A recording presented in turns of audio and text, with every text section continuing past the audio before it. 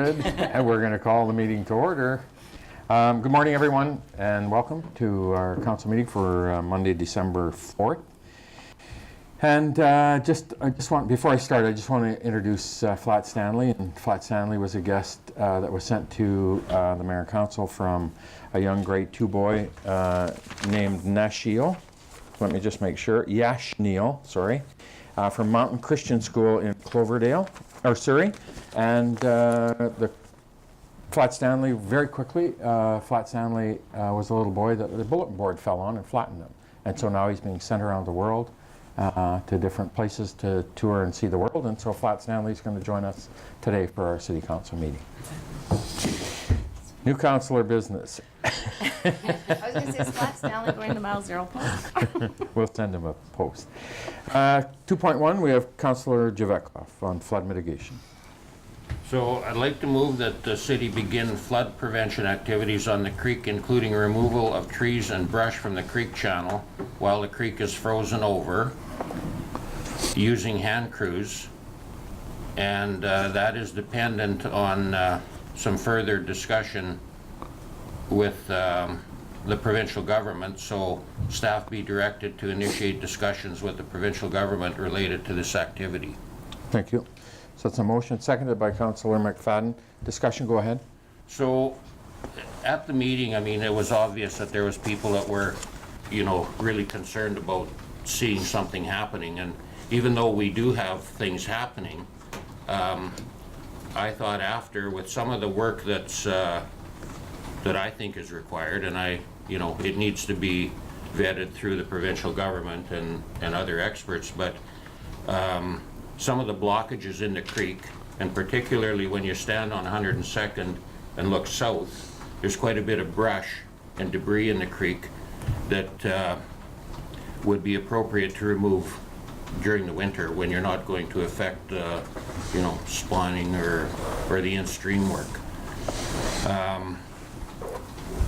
There's other areas as well. There's an area on 17th just north of the driver house where there's a lot of snags that are standing, dead snags, and as those snags deteriorate and fall, then the floods pick them up and carry them down the river or the creek. So it's an opportunity to remove some of those as well. So that's the sort of the rationale behind the motion. Okay, thank you. Duncan? So through your worship, after the last flood mitigation meeting, staff contacted the ministry and we have since spoke with them. So maybe we'll just get Kevin to provide an update.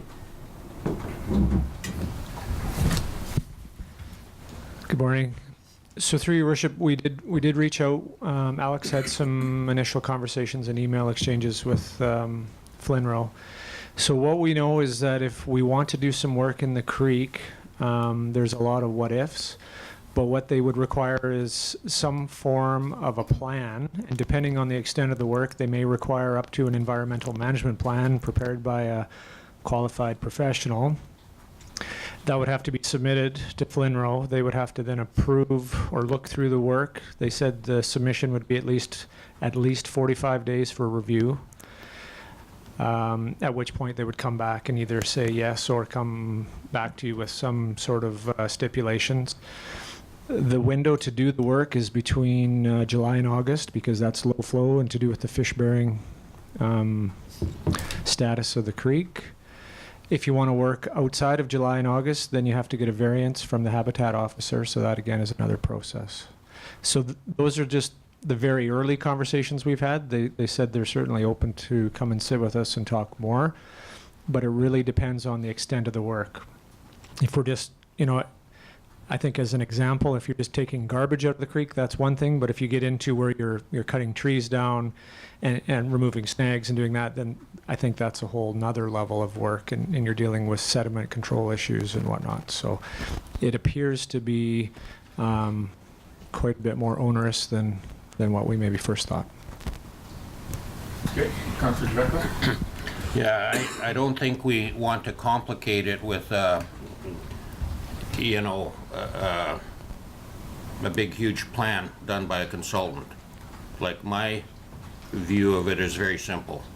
To remove some of the obstacles in the creek, during the winter when you're not going to affect the habitat and the in-stream work.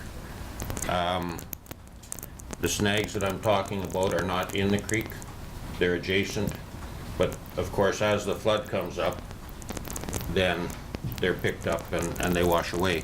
Now, the discussion with the provincial government has to be started on that basis. Yeah, they've got their standard regulations, but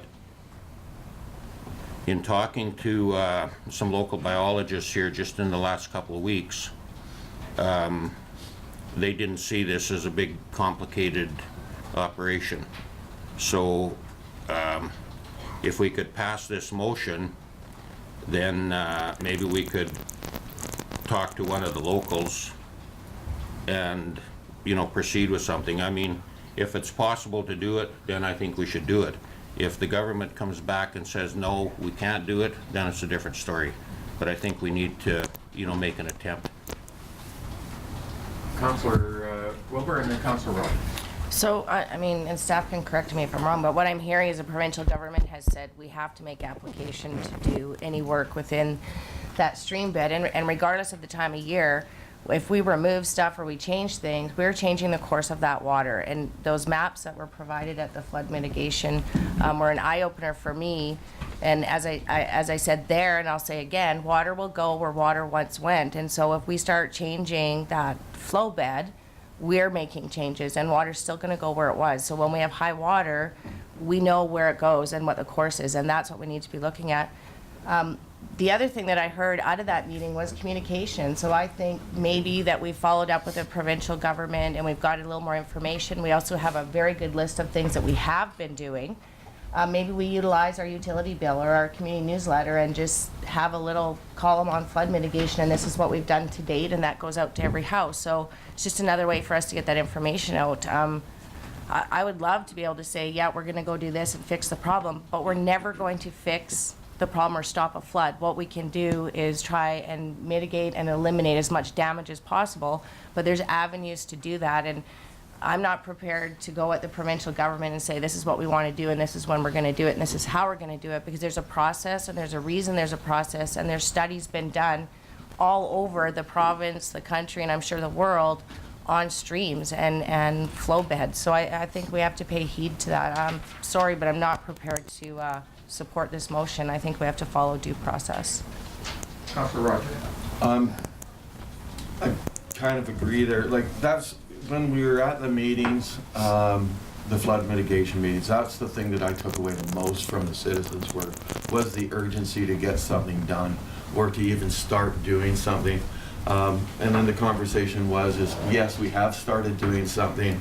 We've been looking at the flood mitigation through parts of the storm water master plan as well, and there's a lot of information that is in that, and we're going to be seeing that that report today in 7.1, and we're also going to be having the engineers coming in as a delegation. That's in 6.5. That's after lunch sometime. So I'm thinking that if anything, before we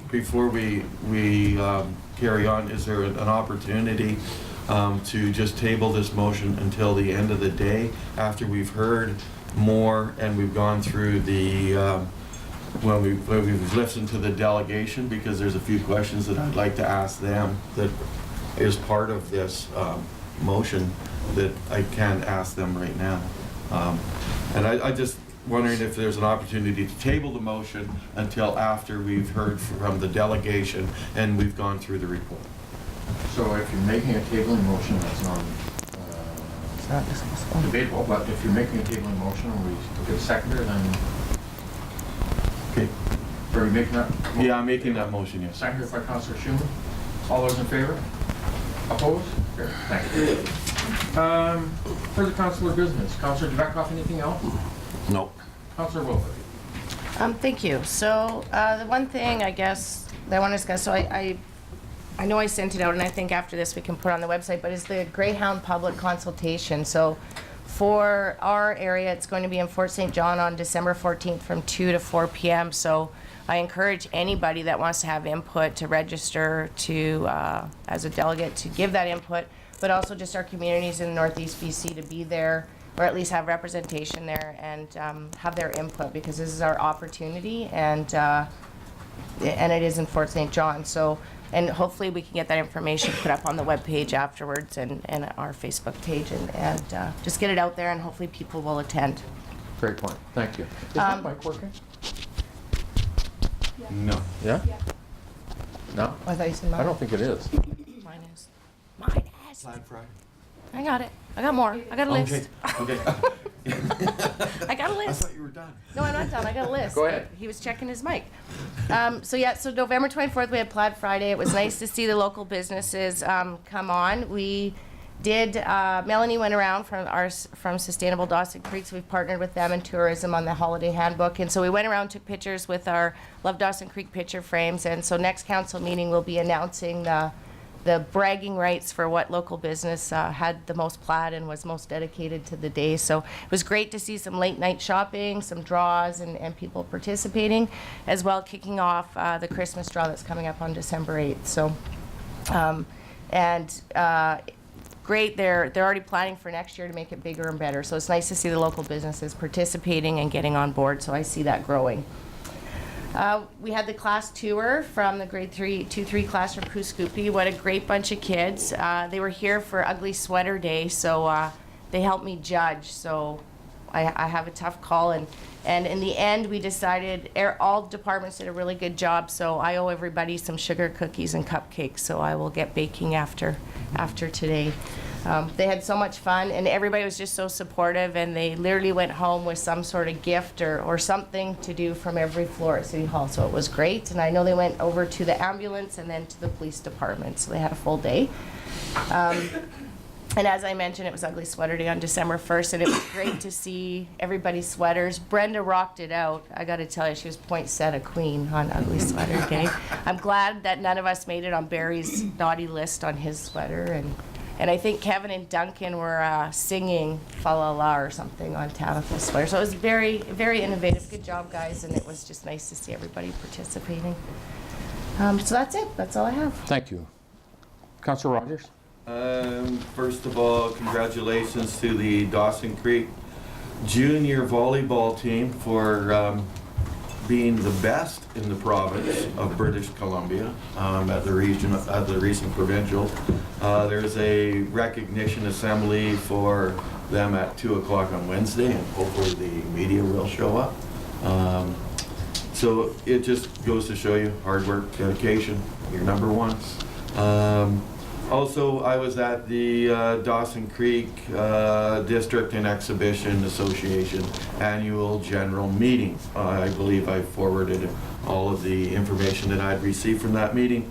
One of the things that I had talked about while I was there, was about NDIT, the advantages that they can get and the capital that they can leverage through NDIT, because they're talking about renovations to their facilities that are there because of the aging and stuff like that. They're very excited about the 100-year coming up, and I was just, and I've said it before in council, it'd be nice to have those people come in and just talk to council and stuff like that. So I don't know what council's feeling is there an opportunity to have mayor and council and the Exhibition Association's board get together and just have a conversation?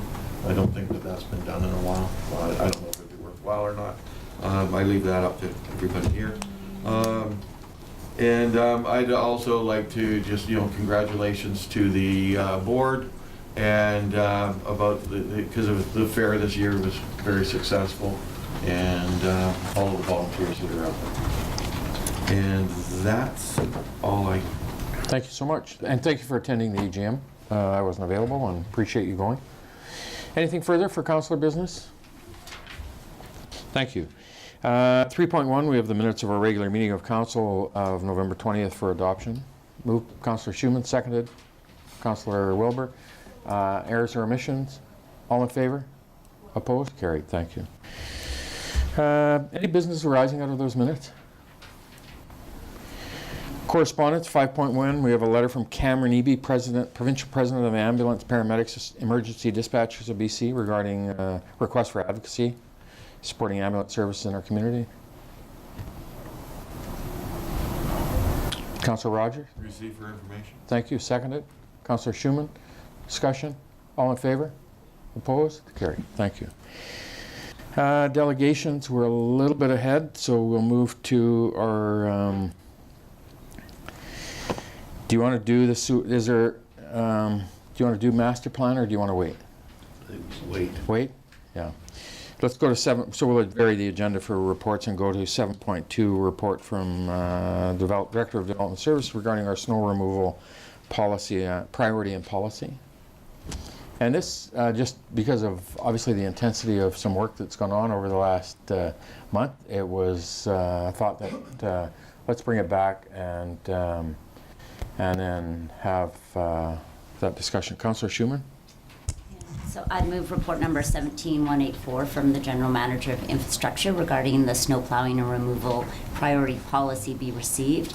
Further, that the snow plowing priority map be replaced with the map attached to this report. Further, that the revised policy be approved subject to the 30-day public notice period.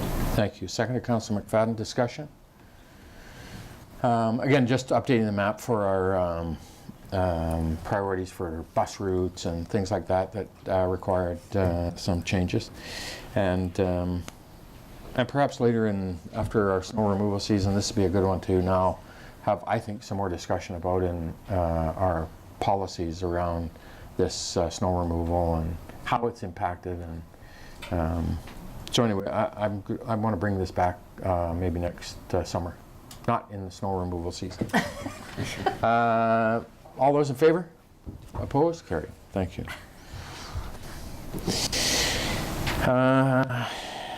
So let's go to Mayor's, no bylaws, nothing. Let's go to Mayor's business. South Peace Economic Development. And so the Peace River Regional District has changing really the structure of the Economic Development Commissions within the Peace River Regional District, so both the South Peace and North Peace. And so we're still going to move forward with identifying maybe some specific projects or programs that we may see as beneficial that we want to continue to do and fund through that bylaw that exists. And the rural directors are going to take an approach in terms of doing that same kind of process.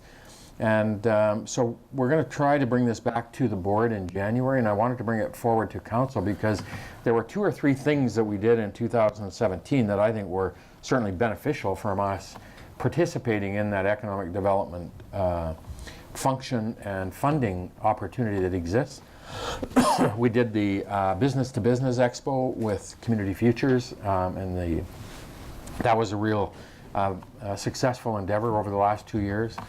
We did some airport marketing that we've done through there. And so what I would ask is if council thinks there are some projects or processes, programs that we should consider or would like to consider that you think should be included in that I can bring forward to the board, if you can give it some thought over the next couple of weeks. I'll put a list together for our December meeting and then get it into our January discussion with the board at the PRRD. And they've asked if we could do that. And like I say, I'm going to bring back that B2B. I want to bring back the airport marketing again for 18. I want to bring back that South Peace Business Directory because that's been a real beneficial bit of work that we've done and led on behalf of there. So those are 3 that I think we should bring forward to the South Peace Economic Development Commission. And I'd like some input from you guys if you have any thoughts or ideas as well for things that we could do regionally. Councillor Schumann? So when, I thought we were sort of that was going to go away, and so when is that happening, that it's going away? So it is the traditional function of the commission, but the bylaw still exists. And so what we can do is we can still, but the process the board want to do is deal with it as a whole. And so if the North Peace areas and or communities want to do something, same thing, they'll bring it back through there, rather than the old traditional function of South Peace, North Peace, dealing with it. So it seems a little clunky to me, but I'm good to continue to put forward those initiatives that we see benefit the region and for us to bring forward. And like I say, I see those three as, we did the U17 this year. We got some funding for that. So there are some things that we can do, and I see those three as being the ones I'd like to bring forward. But if you guys have any other ideas that you'd like to see, get them to me so I can get them on the list. So will we still be contributing to, like we used to contribute a certain amount of money to the Southeast Economic Development Commission. So we aren't doing that anymore, but there's still going to be work done within the bylaw within the regional district board. So the borrowing bylaw that exists gives you the ability to borrow money up towards some of those economic development projects that you might undertake. And so the bylaw still exists. And so if we identify $50,000 or $60,000 or $70,000 worth of items that we want to take on in 2018, then the borrowing bylaw kicks in and we would still contribute to it. Our residents, the rural residents, Poos, Chetwynd, Tumbler, for those that are specific and unique to our region. But the old bylaw, I think, raised $135,000 a year. We took, each of the communities got $15,000 out of that for marketing. That no longer is in existence, and now it's going to be just purely driven on projects, initiatives, and things that we are going to take on. Councillor Rogers? We do get $50,000, well, we have to actually apply for it, but the $50,000 from NDIT is meant for an economic development officer. And we have used that money in the past because we used it to do our strategic plan for economic development. And I don't know, with Joel coming in here this afternoon, maybe there's an opportunity to ask him about that, leveraging the economic development capacity building fund for part of that, as well as the marketing initiatives that he'll probably be touching on this afternoon. Yeah, that really is a separate initiative, because this is specifically borrowings that go to the region for projects or initiatives identified by the South Peace, or now the Peace River Regional District Board, for economic development initiative or projects. Is how I got it in my mind. So if we say we're going to put 10 grand back into the business to business, then that'll be funded if the board approve it. So it's just a pure funding. You identify the projects, and here's the funding comes from that borrowing bylaw. Okay, so I'm going to jump into the LOVE program here for a second. So if Councillor Wilbur had said, this is an initiative that I want LOVE Dawson Creek to do or something like that, there's an opportunity for her to get funding from that association? We could bring that forward, and certainly I think LOVE Dawson Creek, LOVE Chetwynd, LOVE Tumbler Ridge could all put that together and say, here's a program that we're delivering on behalf of the entire region, because it does benefit the entire region. Then that's something we could put forward and say we want $10,000 or $15,000 to help with that program, and absolutely. Okay. Good. So if you guys can give that some thought, I'll bring it back for December 14th or 18th, whatever that is. I attended the Rural Crime Watch Appreciation Dinner last week, and just a real nice evening that these guys do on an annual basis. Rural Crime Watch, of volunteers out there in our region, benefiting the region in terms of providing that public safety on a volunteer basis. And Canada hosted the Farmington the other night, an appreciation dinner for the stakeholders and landowners and things out there. And so Councillor Rogers and I attended, and it was a real nice evening to participate with our rural neighbors. Last week, I delivered a presentation to the Chamber of Commerce, and it's about 30-40 people there, I think, and just gave kind of the state of Dawson Creek overview of all the activities that council are undertaking and have undertaken with our capital budget, initiatives, economic development plans for 18, and just kind of give an update to our chamber members. And it was very, very well attended from the chamber's perspective, and enjoyed doing it because it gives us that opportunity to have that interaction with the business community that sometimes we don't do enough. I attended the evening session of the flood mitigation meeting last week, and again, as Councillor Rogers and Councillor Javetkov have talked about, it was really good to be able to start that flood mitigation planning work that I think is important for the community and those areas that are impacted both from the business and residential communities and property owners that now seem to be being impacted by this propensity to flood that seems to be happening on a much more frequent and regular basis, and sometimes with a little more severity, it seems. So the flood mitigation work, we got the $150,000 to do some of that initial grant money to do that flood planning work, led by Alex and team, and we've got some folks working on it, and I thought it was really good, and it's really good to begin that discussion in our community to understand how the risk of flood and what we need to do to manage to try to mitigate and minimize the risk. You don't eliminate floods, you minimize and try to mitigate. So it was really good.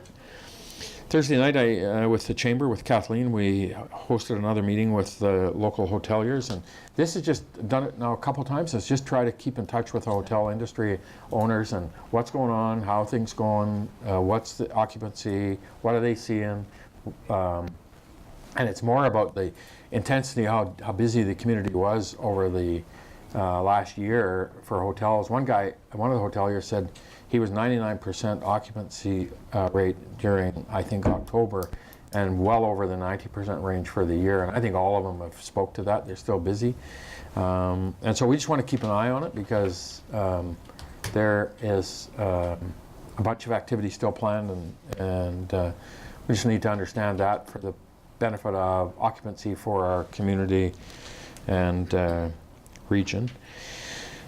Last week I attended Miss Hogan's grade 2-3 class at Ecole Frank Ross and did a bit of a presentation on city governance and policy, and the kids had great questions, and it's amazing how interactive the kids are at such a young age and understanding about government and understanding about how important it is in the city and what we do. And so I always enjoy getting out to do those class visits, and this was no exception. And so I want to pass on my appreciation to Miss Hogan's grade 2-3 class. And they asked me 2 questions that I didn't know the answer to. Why can't we have horses in town? And I said, we used to be able to have horses, but we can't anymore. But the one under our animal control bylaw was, can we have rabbits in town? And I said, I know we can have cats, dogs, hens, and bees. I don't know about rabbits, but I'll get the answer to that. and what was the other question? There was one more. Anyway, so now I've got some homework to do for Miss Hogan. So, Councillor Wilbur? I just forgot one thing. Can I quickly? Yep, go ahead. Under your so NDIT had a webinar about their playbook, and so they had a draw, and I actually won the draw. And I would just like to leave the book here at the city so any of the staff or any of the councillors that want to read it can access it. And man, I wish that was available when I first got elected, because this is a good book. So I will leave it here. I'll give it to Brendan. Anybody that wants to read it, please do. It's a great book. Thank you. So we're now 9 o'clock, and are close enough that we'll go back into our delegations. Item 6 and 6.1. We have Carly is here this morning from the Dawson Creek and District Hospital Foundation. It's great to have you back in our community.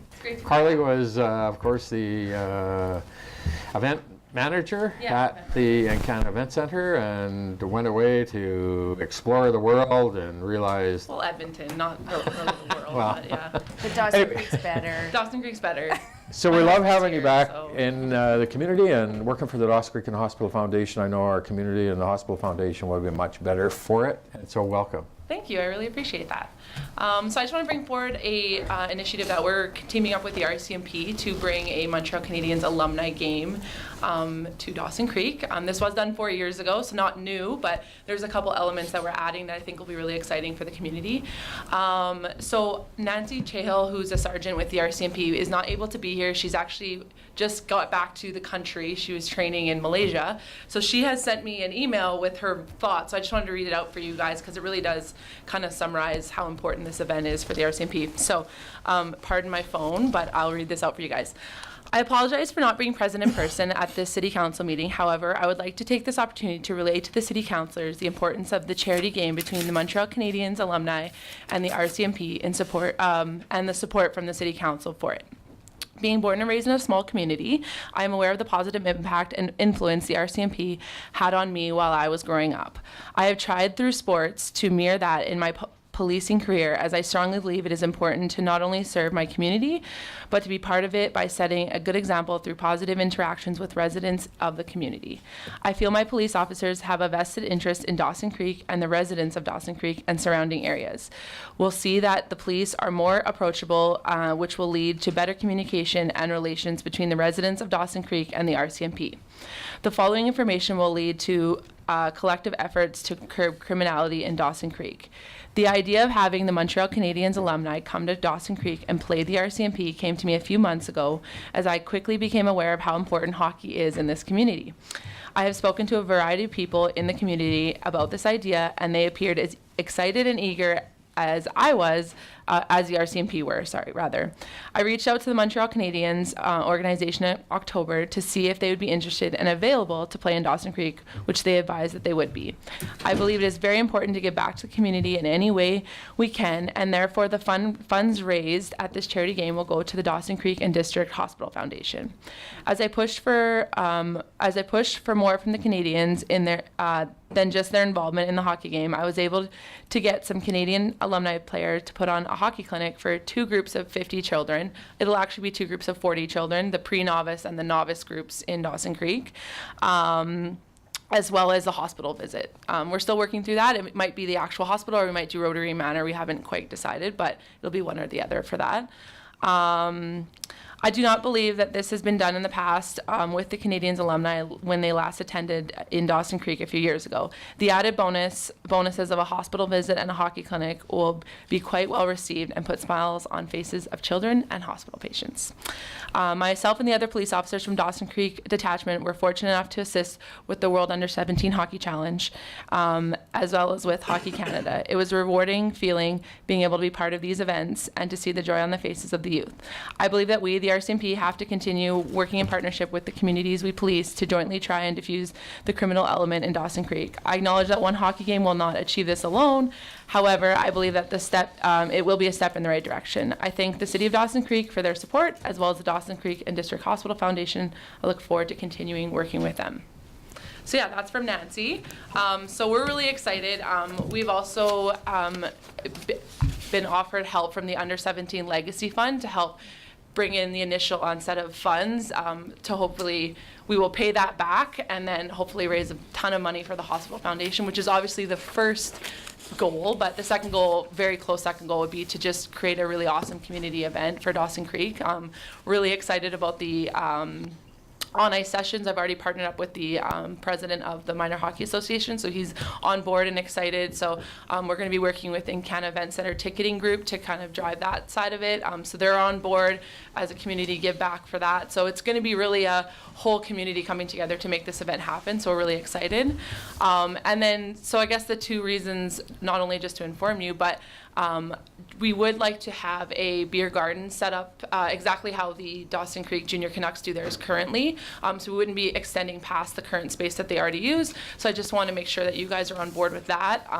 We will have security in place, and we already have approval for the special event license. So I just want to make sure you guys are good with that. And then, of course, to invite everyone to attend and be a part of it would be amazing as well. So that's kind of why I'm here today. Thank you. Yeah. Any questions? Councillor Schumer. No question, but it sounds like it's going to be an amazing event. And yeah, I have no trouble with beer gardens. Okay. Thanks. Supporting the beer gardens? Buy tickets or perfect. Councillor Javikov? I was just wondering what the cost is, like what kind of cost do you incur putting on an event like that? Like the cost to us ourselves? Well, to whoever, somebody's got to pay for something. Yeah, so the goal would be that what we make in ticket sales would counteract those costs. So yeah, to get the team here is just under $25,000 is the initial cost put forward. The ticket sales are, if we were to sell out, which they did 4 years ago, are well above that $25,000. So the tickets will be $25. That'll include the service fee for just general admission tickets, and then $55 for the VIP spaces. Yeah. Great. Any other questions? Councillor McFadden? February the 1st is a Thursday, so that'd be an evening date, wouldn't be a date. Yeah, it'll be, the warm-up will start at 6:30, so doors will open at 6 for that event. Thank you. Yeah. Any other questions?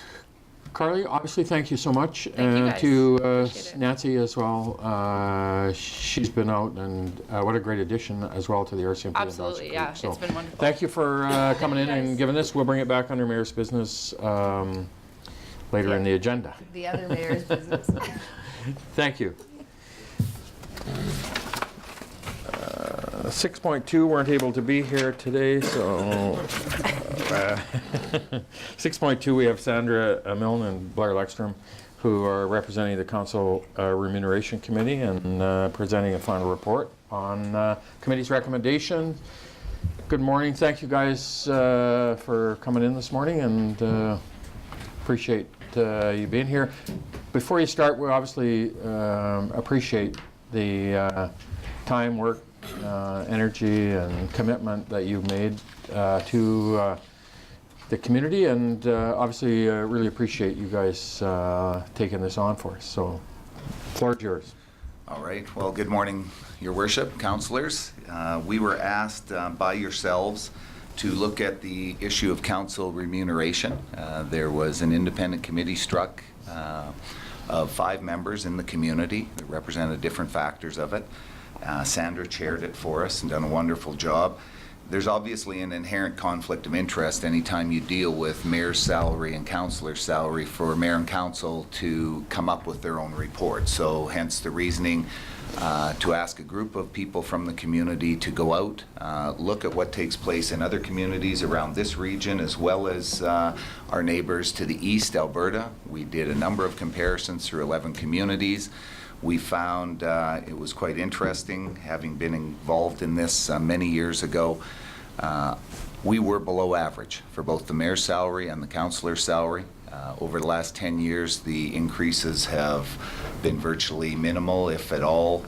So we went to work on it, put together a report that you have in front of yourselves.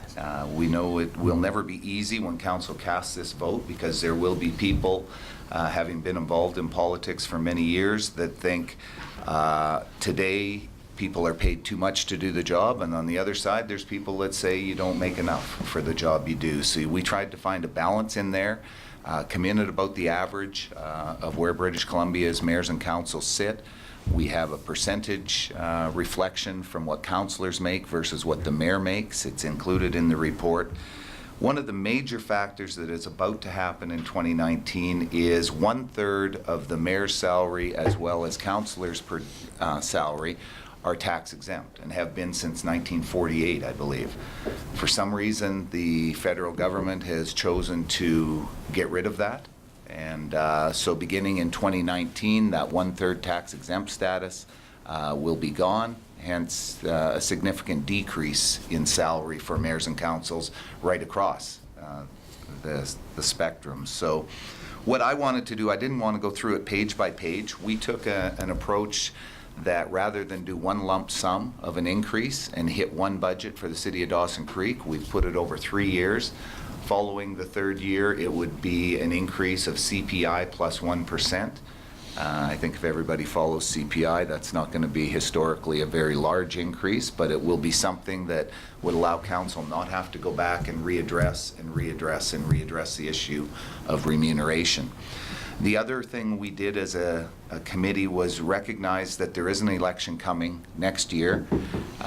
We didn't front-end load the large increase. We thought it would be more appropriate to try and do an adjustment on the front end for 2018, and then beginning in 2019 have the larger increases to catch up to where the provincial average is on that. So if you would like, I can go through the numbers, or they're in front of you. I'm just not sure, or we could answer questions. But again, I'll say on behalf of the committee, Sandra, myself, and the members, thank you for giving us the opportunity. It's, as I said, this is one of the more difficult issues councils deal with, not just in our region, but across the province. And I'm sure people will hear one way or the other on this, but from experience, I'll speak from my past experience, people don't go into politics to make big dollars. You know, we have a pretty vibrant economy around this part of the region. We have to take that into account. There'll probably be kids coming out of high school about to make more than the mayor and the councillors make, but that is the reality of the world we live in. So I will, with that, close my remarks and then open it up for questions if you have any. Perfect. Thank you, Blair. Sandra, so questions, comments? That's how I'm coming.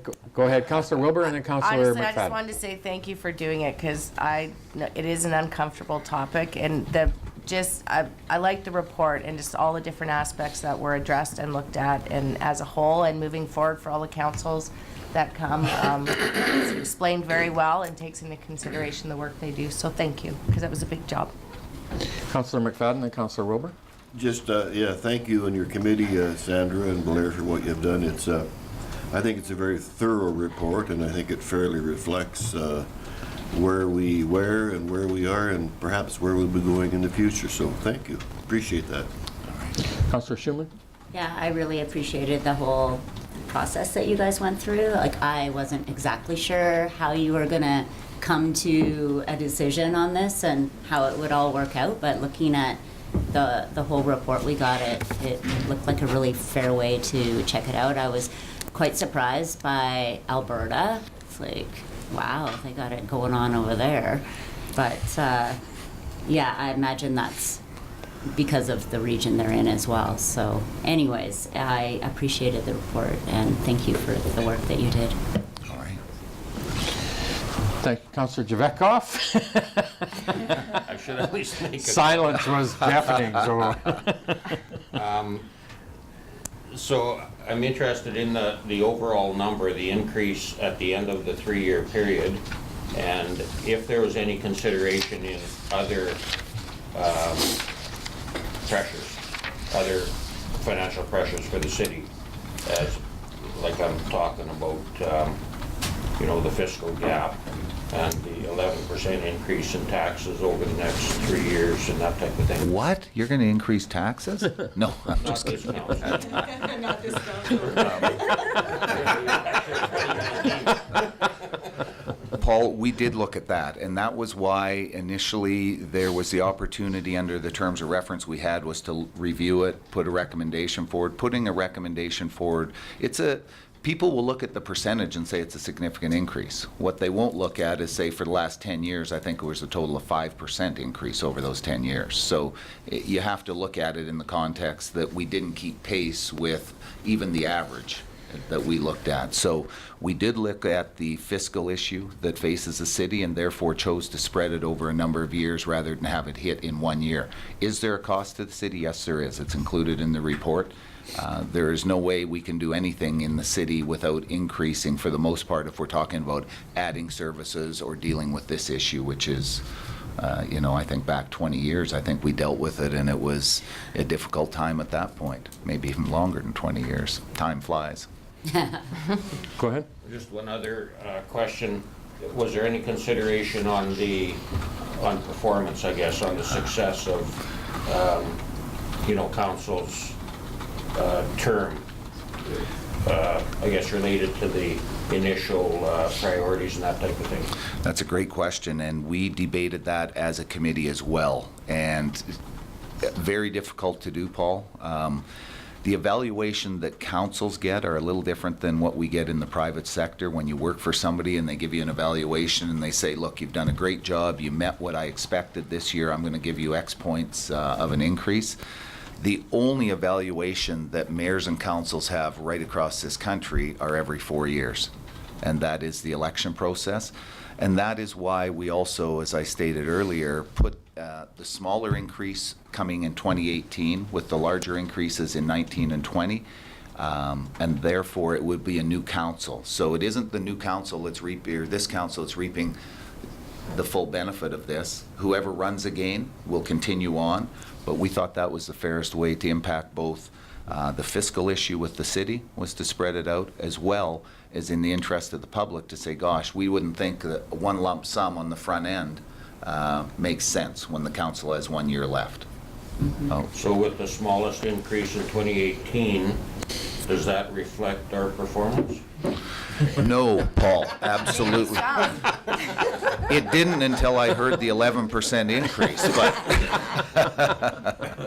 The other thing that we should look at as well is it was 27% overall, but with the decrease in your salary because of the tax change in 2019, it really is only about 15% overall over the 3 years.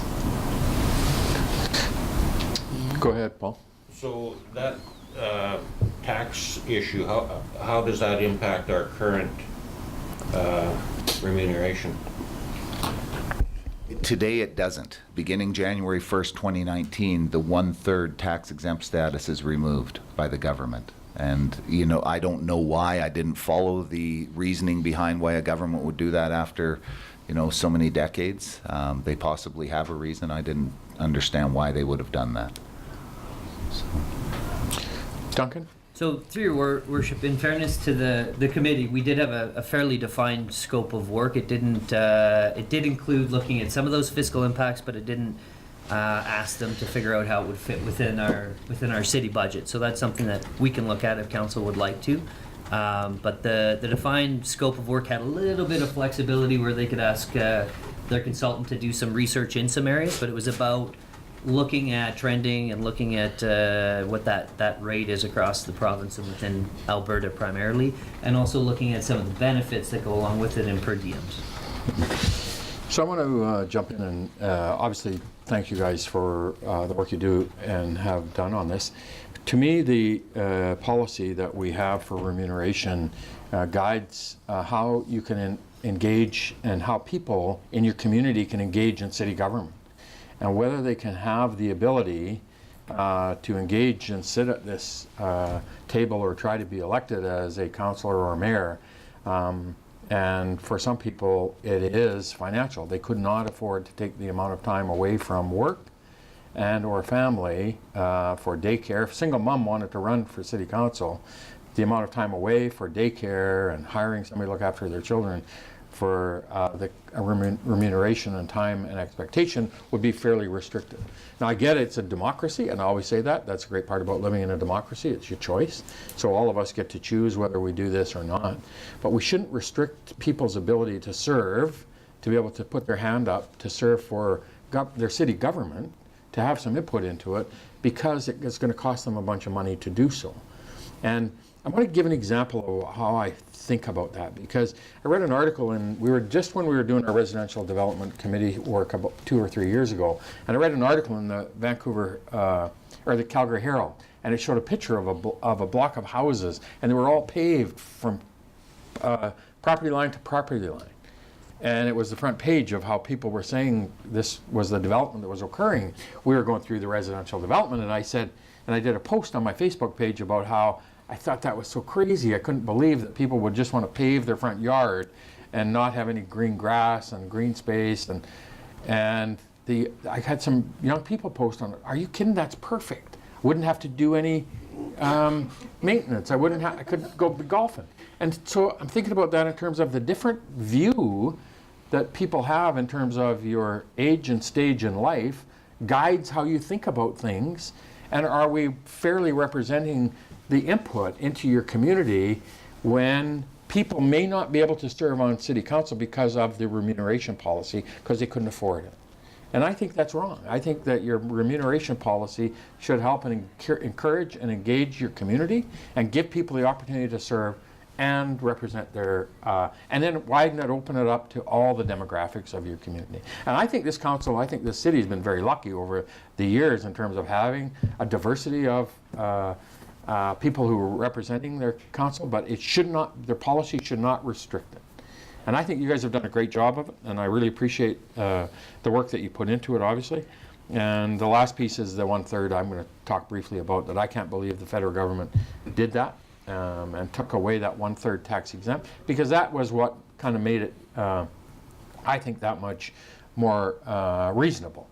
But by removing that it takes a significant tax cut to people here who are serving. So anyway, thank you guys so much. We really appreciate it, and we'll bring it back under Mayor's business for our recommendation.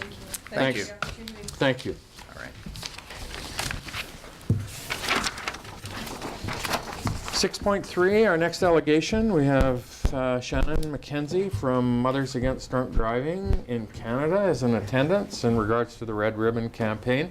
So Shannon and I met a week or two ago, and Shannon, obviously a familiar face to another Encana Event Center valued employees, and stepped up into our community now and taking on the initiative of leading and establishing a organization in our community that really needs a little introduction. So thank you, Shannon, for coming this morning to give council a bit of an update on MAV.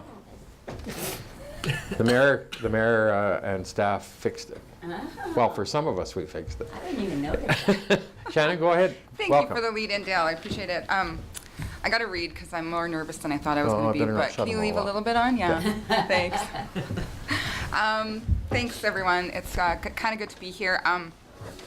So I'm here as a representative of MAD Canada and also as a concerned citizen. I'm just a volunteer who believes in the work that MAD does. At the end of the day, really, it's all about our loved ones just getting home safe. And as the holiday season is upon us, it seems like a really good time to start with the campaign and with the projects of eliminating impaired driving. So today I have two messages. The first one being I'm here to ask for the help of the community in promoting the Project Red Ribbon, which I will talk about a little bit later. And I'm also here to just talk briefly about how the new legislation to legalize marijuana may affect impaired driving in our community. So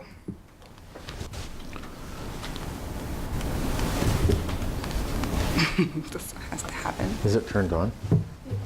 It's not you, it's the little thing you're holding to click. Oh, is that? It says it's on. Do I just? Oh, there you go. Third time's the charm.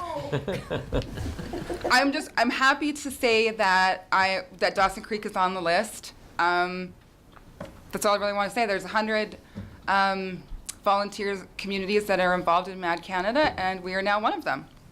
Yay. So I'm not going to bore you with, I'm terrible at this, with a bunch of statistics. I think we all know what it really comes down to is that 15,000 people die in Canada every year from impaired driving. At MAD Canada, we do not talk about accidents when our loved ones get killed by criminal acts like impaired driving. We don't call it an accident. So what do? We have a whole array of services. Actually, every year, MAD Canada offers their services to about 20,000 people who are victims or have lost people or are survivors of impaired driving. We focus on youth. You know, you've probably heard about our school assembly programs. I gotta go to the paper. To talk to young people about the dangers of mixing alcohol and drugs with driving. Public awareness, that's where my focus is right now in Dawson Creek, just as I'm just new, I'm just starting, and this is where I've decided to start.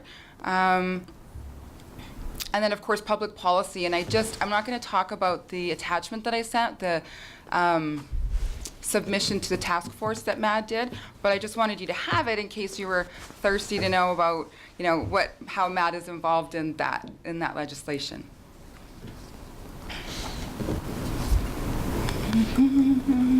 So what is Project Red Ribbon? Basically, it's just a ribbon, and it's a symbol. It's more than a ribbon. It's a symbol of the victims and the survivors and the loved ones that have been affected by impaired driving. It's also a commitment to sober driving. So you wear the ribbon, you tie it to your keys, you tie it to your steering wheel, you keep it somewhere where you can see it, where others can see it, to remind yourself that you've made that commitment to drive sober. So it's a bit of a fundraising, but more of an awareness campaign. So all funds that we raise in this community will stay here in Dawson Creek, which I just want to make sure that you all know. I wanted to say also that while I didn't get any hard facts about Dawson Creek and impaired driving, I think we all know it's a problem. But when I was submitting the red ribbons and distributing them to places, I really got a lot of good feedback from people. And a lot of the feedback and the concerns came from the servers that work in the bar and the restaurant industry. They really wanted to talk about it. Oh. So, legalization of cannabis. These are the health and safety, some of the health and safety problems that will arise from legalization of cannabis. So, increasing driving under the influence, the effects of public consumption, where are people going to use it, the transportation of it, the increase the availability to youth, it's going to be more prevalent. Particularly affecting our youth, creating a legal source of supply will significantly increase the drug's availability. That is just the way it is.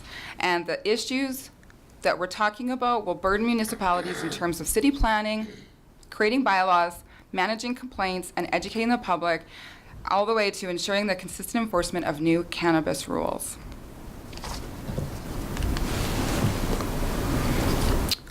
So what happens when you consume cannabis and drive? Well, if you have a conversation with lots of people who use it, you will hear very consistently that I'm a better driver when I'm high because I drive slower.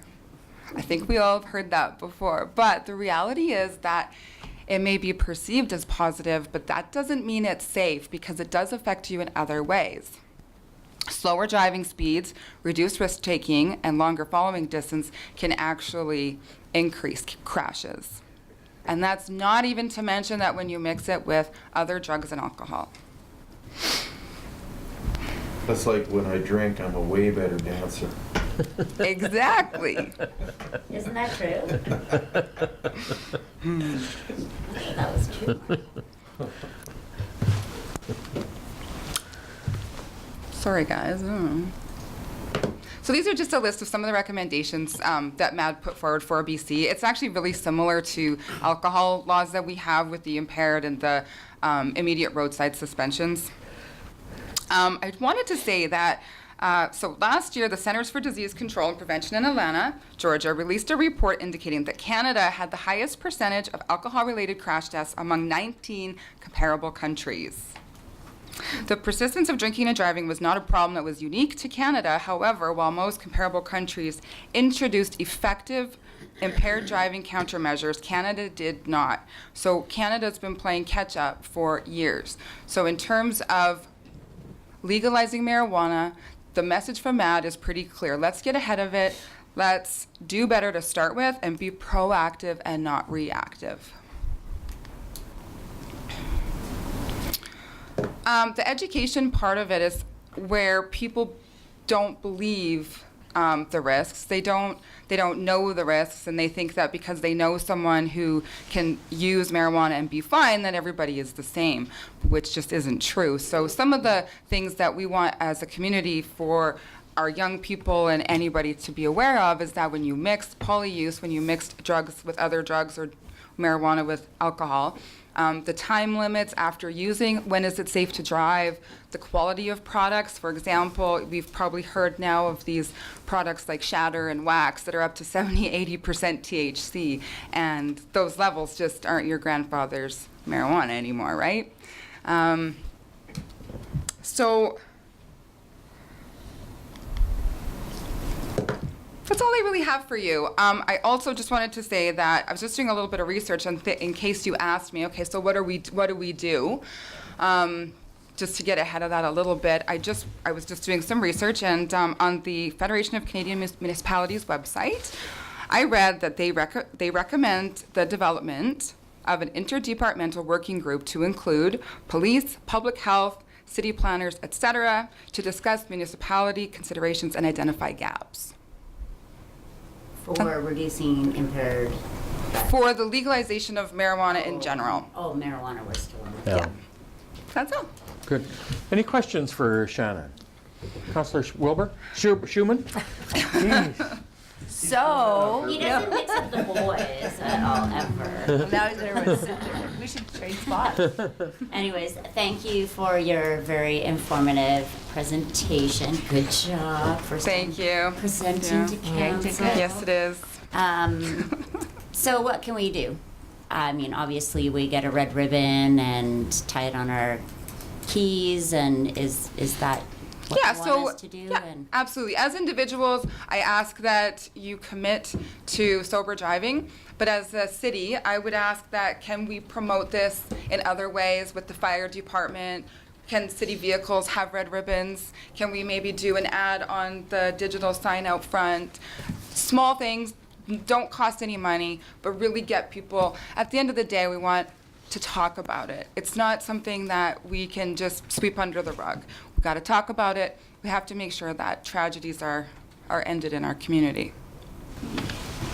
Go ahead, one more, and then Councillor Javeka.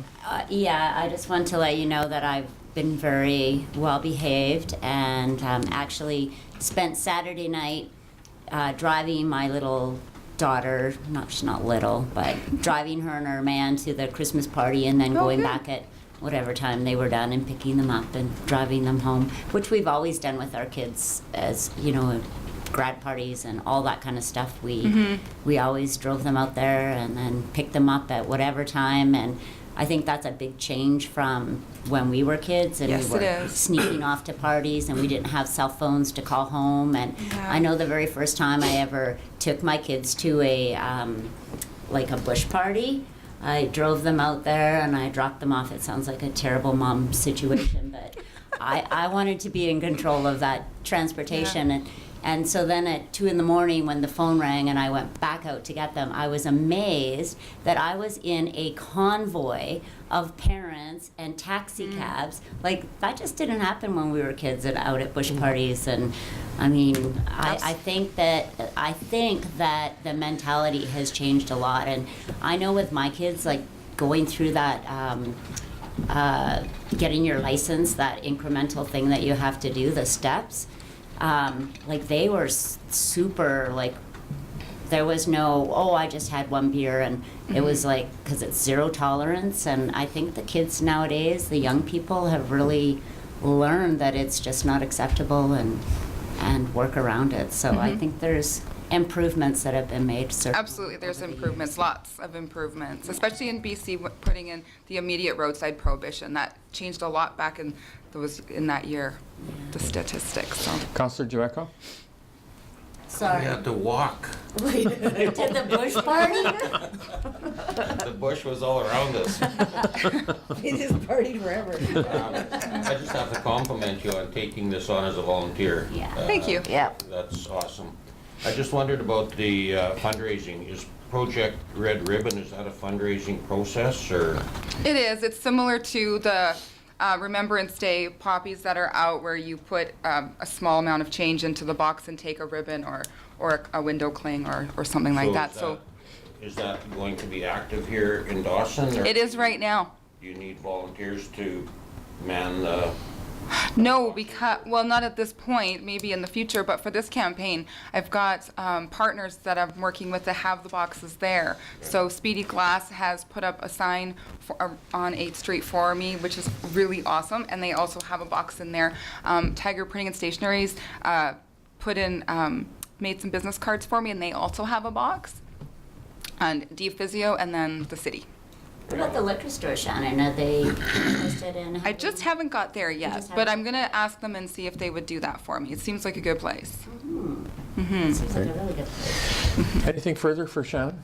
So, obviously, we love the initiative, and nobody argues with this worthwhile cause for our community, and certainly we'll bring it forward back under Mayor's business. I suggested to Shannon that the RCMP would be, I know, very willing partners in this, obviously, and we'll get to the Traffic Services Division, as well as to our friends at ICBC, and we'll connect with them to help ensure that our community takes this on, and we'll bring it back under Mayor's business with a couple of recommendations that maybe council could have our city consider in the advertising and city policy around utilizing the red ribbons for our city vehicles, and an initiative that we support publicly in our endeavors. So, I would appreciate that. Thank you. all of our corporate events, right? We should be using that opportunity as a promote the message of get home safe and sober driving.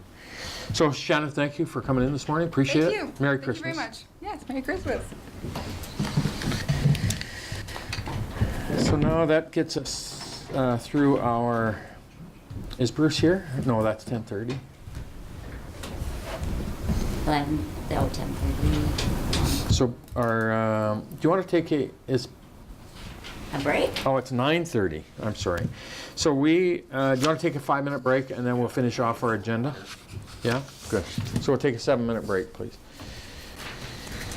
We had the delegation, Carly, from the Dawson Creek and District Hospital Foundation in regards to the Montreal Canadian alumni game with the RCMP. And so I guess I'd like to suggest we, two things, make a recommendation that we would support it, and that we consider, although it wasn't a request, that the benefits to the community and this, that we perhaps consider the ICE fees in our 2018 budget under our sponsorship. And council can then, once we get the entire budget and requests, we can then consider whether we want to include it or not as a consideration. And I suggest that as a motion. I'll second that. So moved. Moved, seconded. Discussion? All in Great favor? idea. Thank you. Item number 9, we have the remuneration policy that we had the recommendation and the report from committee. And so this now means we would bring it back to Duncan at policy and have the policy brought forward for consideration. So through your worship, if council so directs, we can bring that updated policy to the December 18th. Brenda, timeline on a policy? Yes, through your worship, we could bring it back to the next meeting for council approval, and then there'd be a 30-day waiting period that would put it out to the public for any responses. Okay. And after that, So the motion is that we bring, the recommendation that we bring this recommended policy back to December 18th. Okay. Move, Councillor Wilbur, seconded, Councillor Schumann. Discussion. All in favor? Opposed? It's carried. And is there anything on Shannon's Mothers Against Drunk Drivers? Councillor Wilbur and then Councillor Schumann. Oh, I was just gonna say, she had asked about advertising on the city LED sign, so I'm just, is that an issue, or do we have to waive anything, or we can? Council direction, show support for that, and maybe just direct us to work with Shannon to craft that message for the board, unless council has a message. And the idea of displaying visually on city vehicles and that too as well? Yeah. Yeah? So moved by Councillor Wilbur, seconded Councillor Schumann. Discussion? All in favor? Councillor Rogers, sorry, did you want to have? I was just wondering if we're going to be displaying it on vehicles, do we just get a sticker?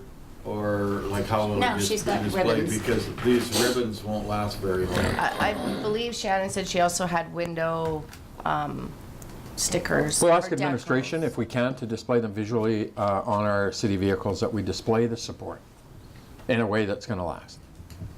Okay? Yep. Good. You guys okay with that in Yep. terms? Thank you. All those in favor? Opposed? Carried. So that gets us through mayor's business, and now we'll go back to item 6.4. We have Bruce Hayden, Architect Limited, in attendance regarding the Dawson Creek. Councillor, sorry. Brenda. was there a request for letters of support that you had received through the Peace Region Internet Society?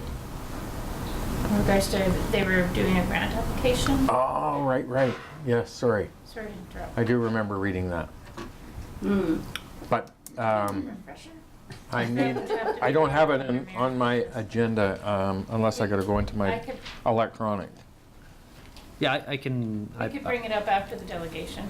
Okay. Yeah, I can give you the gist of it. They were applying on a grant through NDIT, looking for a letter of support from the city of Dawson Creek. I believe it was a marketing grant, looking at expanding their services in a larger area, and just looking for that letter of support from the city. Does council saw it? I didn't see it. I saw it, I read it, but I didn't have it as part of my package. So. I never saw it. Never saw it? So we can bring it back if that's, Yeah, bring it back. Yeah. Did you see it? We'll bring it back we'll get administration to bring it back, and if council. I'll have it distributed. Yeah, Thank you. So we'll go now to item 6.4 on our delegations, and we have Bruce Hayden, Architect Limited, in attendance regarding our fire hall maintenance, renovation, and replacement review. And Chris, they did our. yes, Yep. he was they haven't submitted it. part of the architect firm. We hung out a lot. But Chris gets money through That was NDIT. BMT. Because of I their had a lot. Before my time. We'll get We. Okay. It was all So you done know, when I got to go. Yeah, good thing you're early. It was all my time. Good morning, good morning. Welcome. Thank you so much for getting here and accommodating. These guys were ready for business this morning, and head down, bum up, and hair straight back today. No problem. That's great. Thank you. So welcome, Bruce, and thank you for coming this morning. And council has your report, and we look forward to having some information and discussion with you. Excellent, thank you. Everybody hear me okay?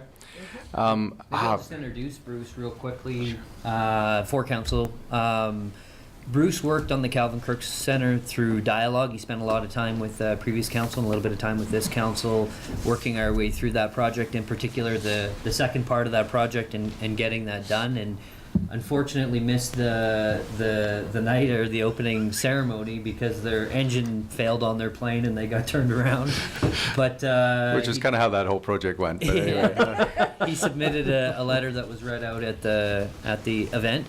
Council directed staff to look at the fire hall and in considering that budget implications and what that looked like. I had written a report last year talking about renovations. Council directed us to do some further work on reno versus replacement, also budget, timeline, some of those other areas. Bruce has also done a substantial amount of work on other city facilities, which he'll add in some information on, for instance, public works and kind of timelines that he's seeing in those areas. And Bruce is doing a number of projects throughout the province, including public works yards. He's looking at a redesign in Granville Island, I believe it is. Mm-hmm. And he's working with local governments across BC. Thank you, Duncan. What a fabulous introduction. Nice to see you again. Nice to see you, Cheryl. How are you? I'm good. Good. And of course, I carefully changed the layout of my presentation to be horizontal because I thought it would look better, and the projector doesn't work. That's okay. You can certainly look at the material, but it should be a relatively straightforward. I think I'll probably need about 15 minutes maximum to have this conversation. Is this I just want to make sure that I'm controlling it though. Okay. So Duncan and Levi talked to me in July this year about really doing a fairly focused and fast study on the fire hall. And the focus of the study was really straightforward. We wanted to find ways to support you in making the financially effective decisions with respect to the fire hall building. And the fundamental choices are really three. One is, do you kind of keep it limping along? Do you do a major renovation, or do you replace the building? So we really needed to be able to start to wrap some financial numbers around that. I'm going to fill this talk with caveats, and part of the reason I do that is that as soon as anybody sees, in my experience, as soon as anybody sees a number up on screen, they tend to think of it as the absolute maximum anything could cost under any circumstances. And so what really is important is that what we're looking at is kind of order of magnitude comparisons. We're not looking at absolute costs, so I'll explain that in more detail, but it's just really important to keep that stuff in mind, because otherwise that's how I think sometimes how mistakes get made. So we looked at really three questions, the first one was, if you're going to keep the building going, what's a reasonable amount to budget to keep it moving forward? And our focus there was on really safety and comfort. It wasn't on prettying up the building or anything like that. It was really making sure that, and there's bits and pieces of work that have been done on the building recently, and there's some bits and pieces that haven't. Then the next question would be to take the building and do a full-on renovation, to enhance its energy efficiency, to make it more comfortable, to make it meet current codes, including fire codes, and make the building last for, let's assume, for at least another 25 to 30 years. And last, what would it cost to replace the fire hall with a new fire hall? So those 3 questions, that was our focus. So we worked with BTY, who are quantity surveyors, to do this analysis. But we really actually had some good tools.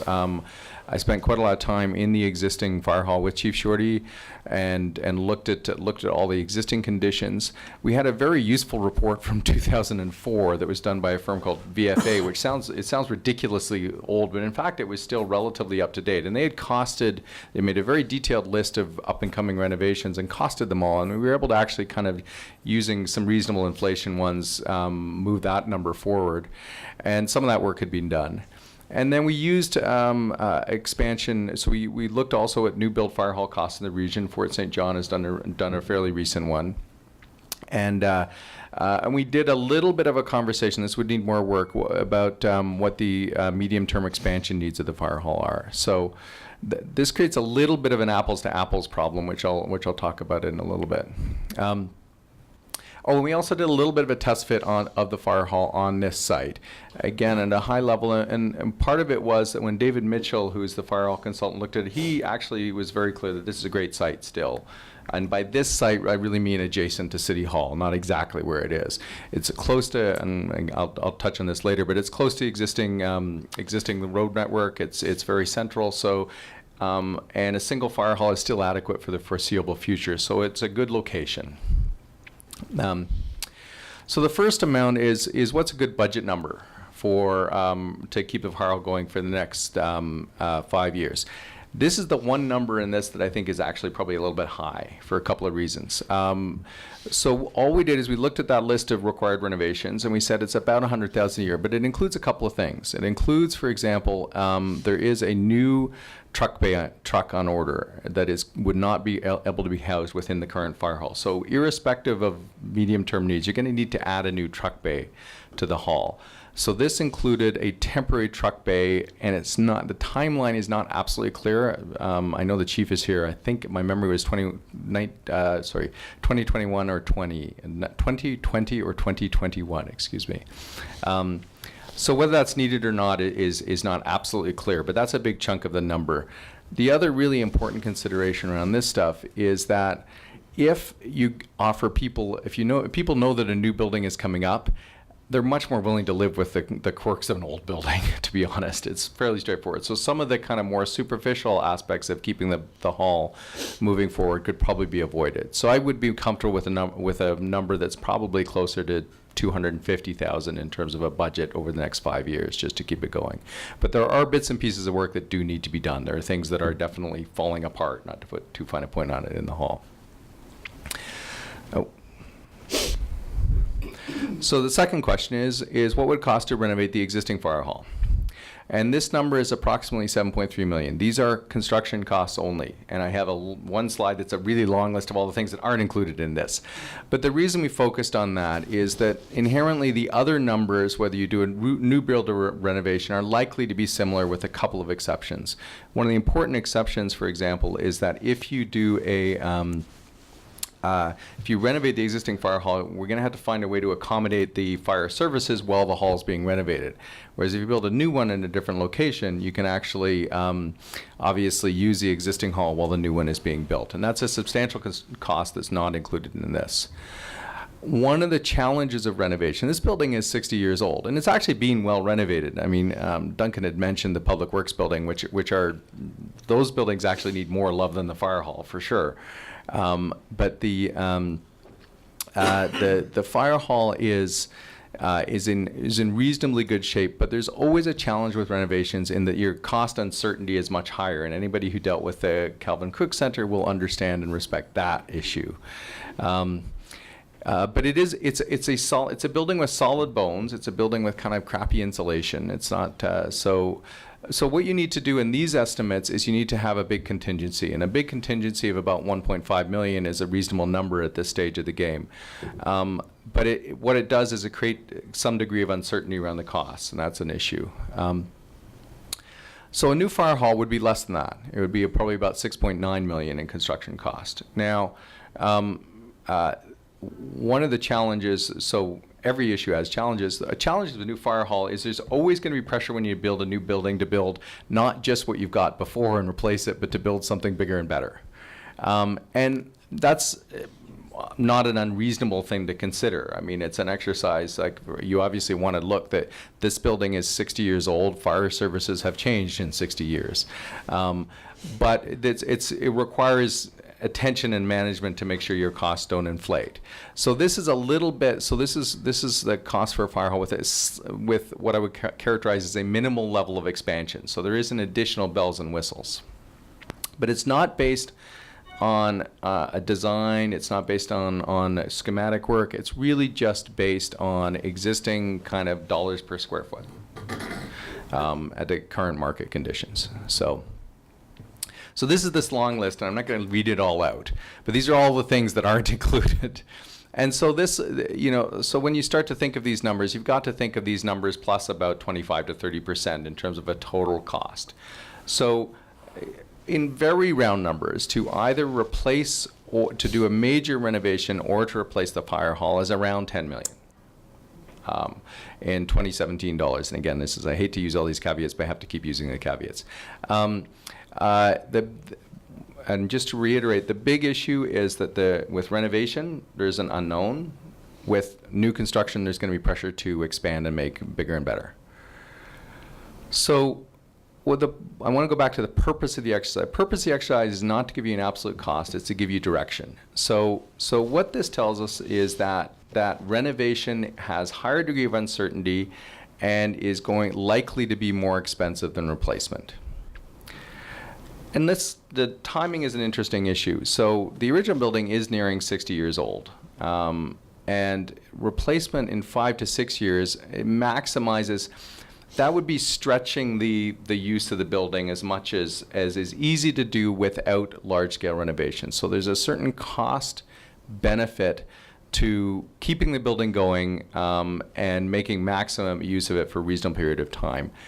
And during that time, you do effective planning for a replacement fire hall. At that time, the new trucks and equipment will have arrived. So, and the chief and fire staff are fairly clear that they're willing to make it work, to be blunt, during a transition period if they know they're going to get a new fire hall. And I'm not trying to say that's a trade-off, but in my experience, that's a very common situation. Is that, as I say, you're willing to live with your crappy kitchen for longer if you know you're going to get a new one. Then let's just review as well the notes on the siting. Why would you want to keep it here? As I mentioned, the study by David Mitchell suggested the current location in this City Hall area is excellent. The city owns the land, always an important consideration. You don't have to buy land to do it somewhere else. It has excellent access to major streets, which is always important especially in terms of things like emergencies or things like that. If you have access to multiple streets in fire hall situations, it's often useful. It's also useful for a fire hall to be adjacent to other civic facilities. Like, it's still a kind of civic complex, so as a center of government. So we did a very quick test fit just in terms of size, and these drawings are now a little bit more vertical than they would be. They've been squinched a little bit by the projector, but this gives you literally a sense of size. I'm consciously in these drawings not showing asphalt, which is going to be an issue. There are going to be issues like saving trees. There's the small monument. But this indicates a single idea that's possible, which would be essentially to put the fire hall immediately adjacent to the City Hall on this side of the City Hall, east of City Hall. One possibility to consider is you might include, for example, I know that there's a lot of pressures on the space that we're in now in terms of space. You might in fact include a new council chamber that could be linked into this building on top of a new fire hall. That wouldn't be technically very difficult to do, and it's just a single idea. That would then allow you to have more green space where the existing fire hall is, potentially expand parking if required. I haven't shown that, but that would certainly be an option. And And then in future, as Duncan keeps pointing out, this building is actually older than the fire hall, even though it's been more recently renovated. So you will at some point need a new city hall, not in the short term, but in the medium term, that the new city hall could go where the existing fire hall is. So it allows you actually to do a really efficient shifting around of civic facilities. I don't think if we were to do more detailed design, you'd end up with a design diagram exactly like this. I think you'd end up with looking more closely at a bunch of different things. You'd want to do a parking study and all sorts of things. But what I wanted to demonstrate with this is that there isn't really a space problem. There is an access and circulation issue that we haven't solved yet, but there isn't a space problem. So let's briefly review the issues then. A summary of renovation versus replacement. So the estimated cost of replacement and the cost of major renovation are about the same when you take into account the preliminary cost estimate. Renovation is higher at about $400,000, but there's a lot of uncertainty in all of those numbers. But one important win with building replacement is that you guys get a hall that's up to current standards for service effectiveness, energy performance, even meeting the existing building code, which ironically the existing fire hall doesn't even come close to doing. And the other big win that is not costed, but it would be an enormous financial advantage, is allowing a new fire hall to be built without interrupting the use of the existing hall and the level of service. So that's both a cost saving and a service quality saving. So our recommendation would be straightforward. And the way I like to think about this is that I tend to distinguish between a decision and a working assumption. A decision means you're going to do this under any circumstances. A working assumption is that I think this is the right way to go, which is to build a new fire hall that will be complete in 5 to 6 years and start planning for it. It's possible that in that time you do an analysis that said a new fire hall is really much more expensive than we anticipated. That's a possible result of this kind of study. And we might go back to a renovation option. But it would be, I think that the right way to do it is to refine the cost of a new fire hall, which would require refining the program and cost, which would need, look more closely at the program and cost of a new fire hall. So what you need to do is a detailed facility program, a schematic design, and updated costing. And then that would give you more information about the choices to move forward. It's my belief, based on my professional experience, that the new fire hall is the right way to go. And also that you can easily get another 5 to 6 years out of the existing fire hall, in simple terms. So, and as I noted, Duncan and I have had a number of conversations. We know there are other capital priorities in the city of Dawson Creek, and having spent some time looking at the works yard, for example, just in terms of timing, the works yard needs some love in a short term, and the fire hall can get by for a little bit longer. And, is the simple longer term way to think about it. That's a fast overview. Any questions? Go ahead, Councillor Rogers and McFadden. Now that Shorty's here, so that platform truck, was that 2020 or 2021? Okay. And okay, it's a cinder block building, and you talked about seismic upgrades and stuff like that. There's schools in Vancouver where they just said, okay, we can't do seismic upgrades because of the cost of what it's going to end up being. So my opinion was, like, pretty much from day one, was the building is done, it's going to cost too much to renovate it and stuff like that. The only thing I was looking at was the 5 to 6 years, part of your recommendations. And my thought was 5 to 6 years is too long. Mm-hmm. So I'm thinking that should be shortened up. And then, I had it written down. Okay, being a post-disaster building as well. Now we're going back into the cinder block. But my thinking is, it being a post-disaster building, it should be upgraded, because those upgrades are never a guarantee, and then they always cost way too much. So I was at replacing the building here a year ago. Now, grants and funding opportunities. There was I think it was Coquitlam Fire Hall. Okay. Coquitlam's Fire Hall.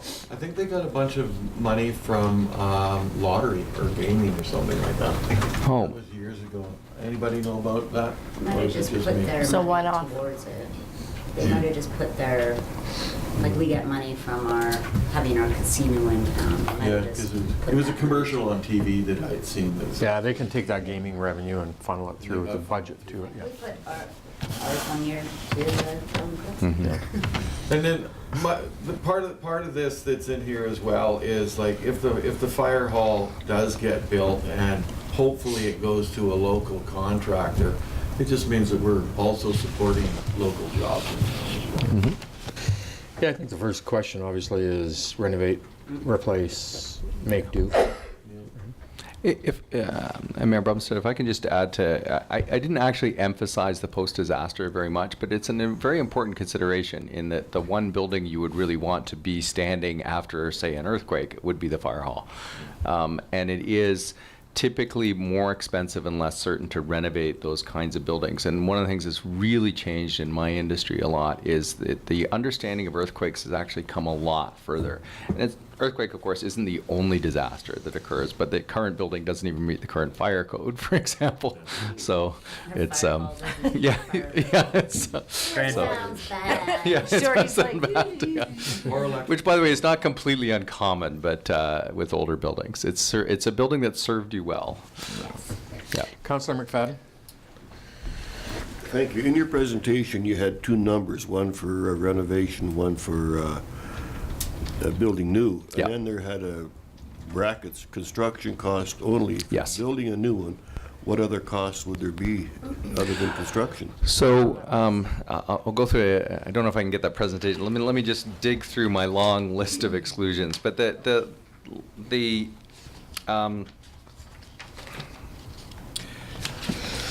so not applicable in this particular case, but land costs.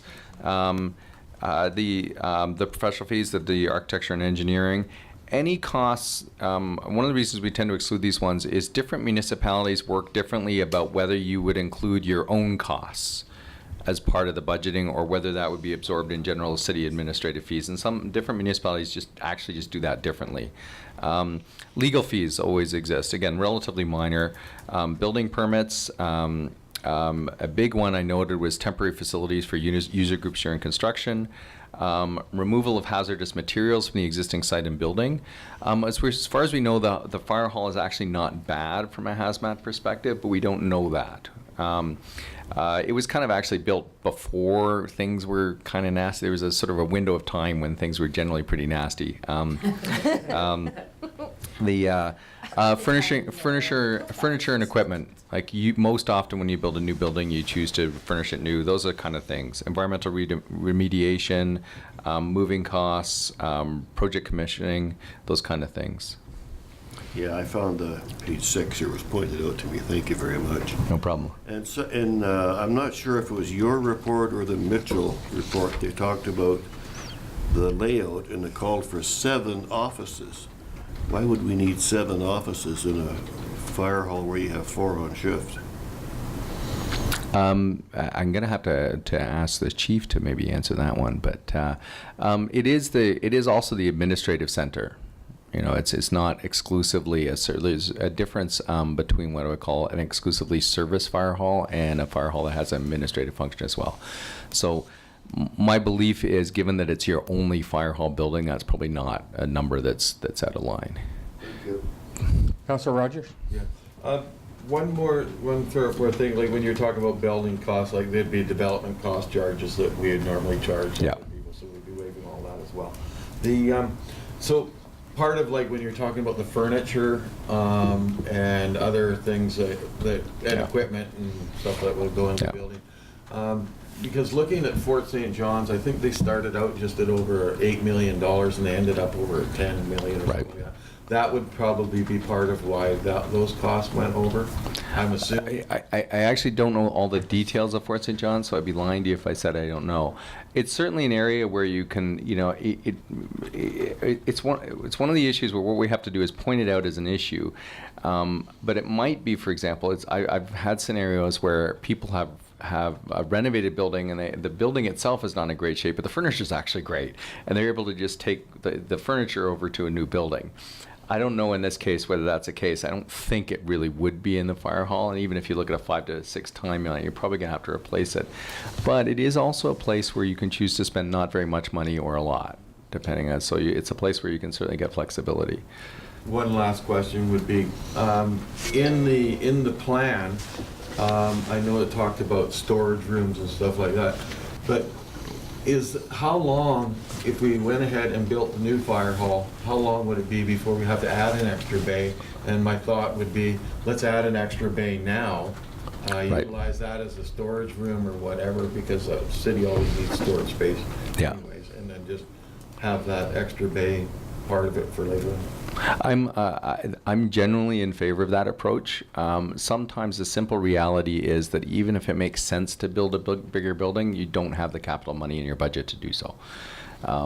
But I think that what I find is that in a lot of cases when we plan for expansion, it's often really challenging. You know, the building codes change, issues change over time, and in fact, planning accurately for expansion, I'm in favor of building a little bit of elbow room. I actually think that's the cheapest cost in the long run. It doesn't mean it's always easy. Yeah, because I just looked at it and go, it always costs more money to renovate than it does to build new. It does, so yeah. I'm just thinking, add on to it, have that extra space now. Yeah. But, sorry, one more. The existing fire hall that's there, let's say they've moved out, they're in the new facility. Now the old building that's there, could that be possibly multi-purposed for something else, or is that building just too far gone? Oh, that's a good question. To be absolutely honest, I hadn't thought very much about that. The bones are more than 60 years old. I think that it's unlikely, but it's not impossible. I mean, if you had, for example, I kind of think, you know, a need for vehicle maintenance or something like that. Maybe. Because we talked about city yards facility buildings being worse than what the fire hall is. I mean, I wouldn't necessarily recommend an upgrade from the both challenge buildings, but certainly at least the roof isn't leaking on the fire hall. So exactly. So that would be, it would actually be something to consider. It wasn't an idea that we'd looked at for sure, but it would be something to consider. And that would be like, well, going back to your 5-year timeline, which I didn't really directly answer, I would agree too that it would be better to do it earlier in an ideal world. I also know that in a relatively small community, you've got other pressures, and having spent some time in the public works buildings, they're in worse shape, to be absolutely blunt, and just in terms of providing good working spaces for your staff. You know, and by good, we don't mean luxury. We just mean comfortable without the roof leaking and people freezing. The fire hall is currently better than those buildings. Thank you.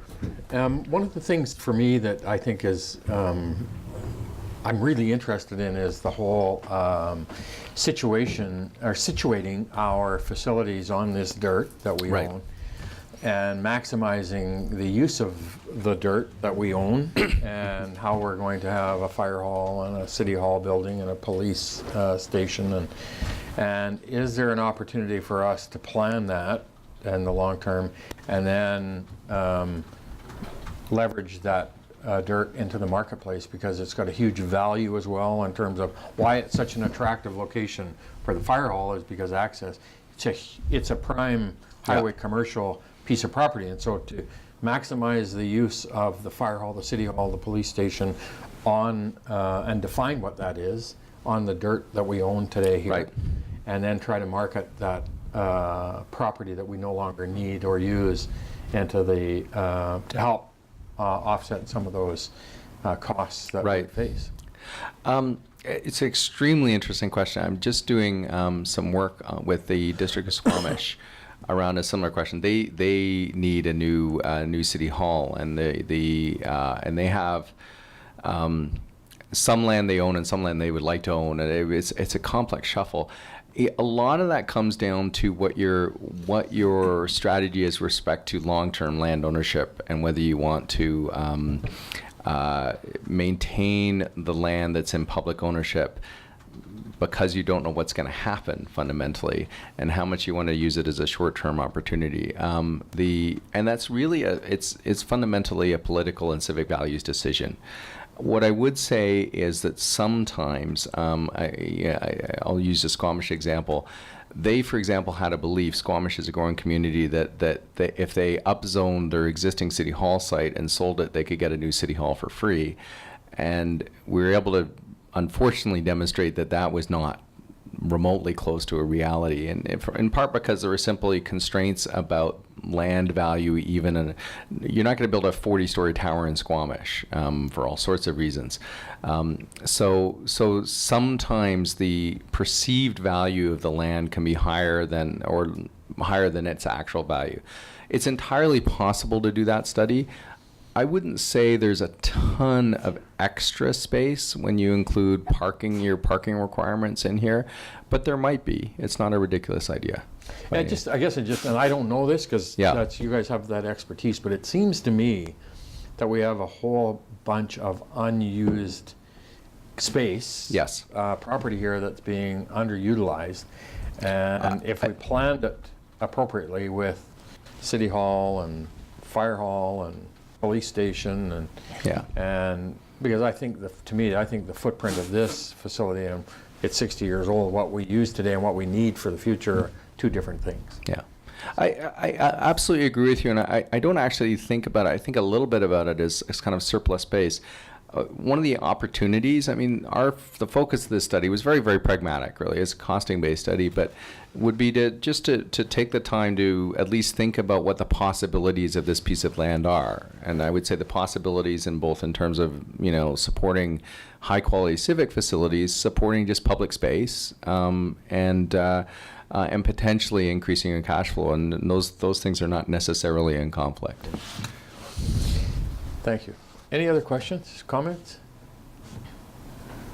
So obviously it's great information and really, really helpful, I think, for council to start to now understand and wrestle with the options of how and what we do to proceed and move this forward, and understand the financial components and service components and renovation versus a new facility. And so we really appreciate the time that you put into this for us and help guide us and giving us some information. Thank you. I have to say I always enjoy working with Dawson Creek. It's a good group of people to be with. Yeah. Thank you. So anything further, Duncan? No, through your worship. Nothing to add. Thank you so much. Thank you. I appreciate you coming in a little bit early for us. And no problem at all. As long as I have my coffee, I'm okay. We totally understand that. So that now our next delegations aren't here until after lunch, and as a result we can't do the reports on 7-1. We'll push that back until after our report that we receive at lunchtime. And so we have no further information that we need to deal with at this point. Under those residential development committees, nothing to update, Your Worship. Consent calendar, we have 2 items for information. Councillor Schumann, Councillor Wilbur, all in favor? Opposed? Carried. Strategic priorities? Nothing? Nothing to update, Your Worship. Question and answer, Brenda? No one has signed us, Your Worship. Media?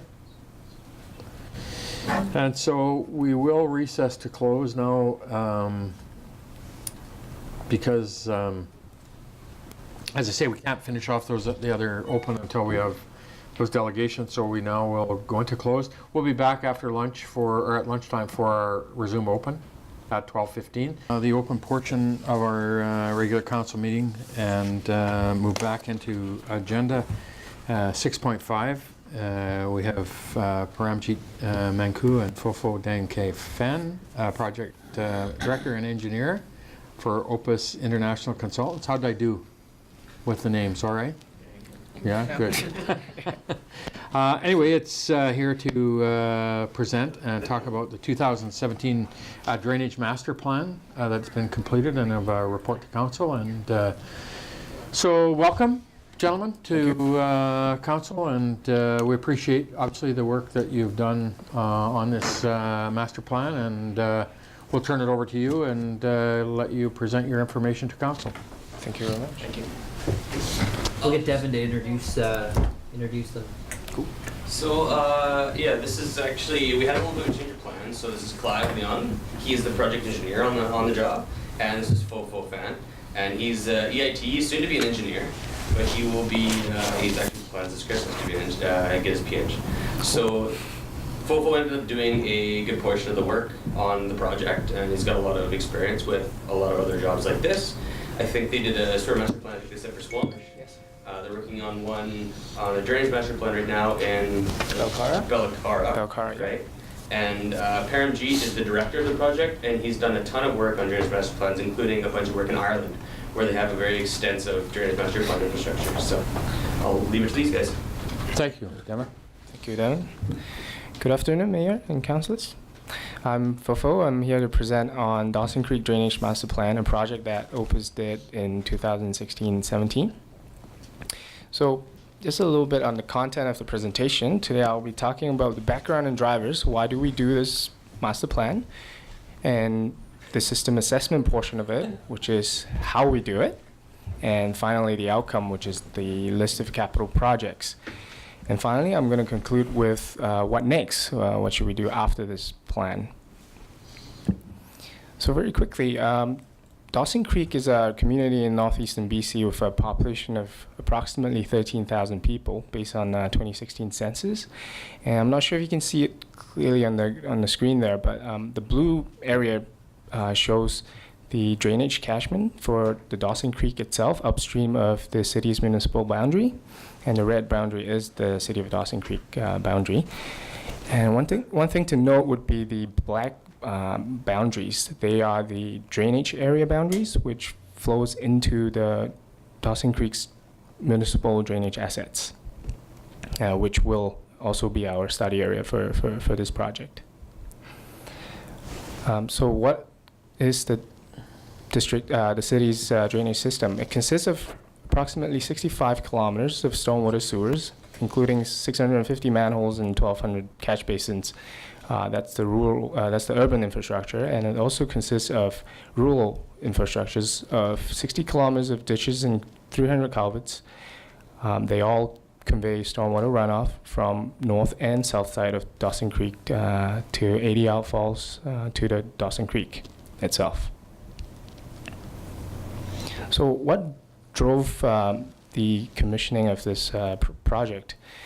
One of the existing issues that the current City of Dawson Creek's drainage system is experiencing is it's susceptible to flash flooding, as was witnessed in recent major flooding events. It caused significant costs, not just economical, but also social and environmental. So that there is a need to address the flooding issues.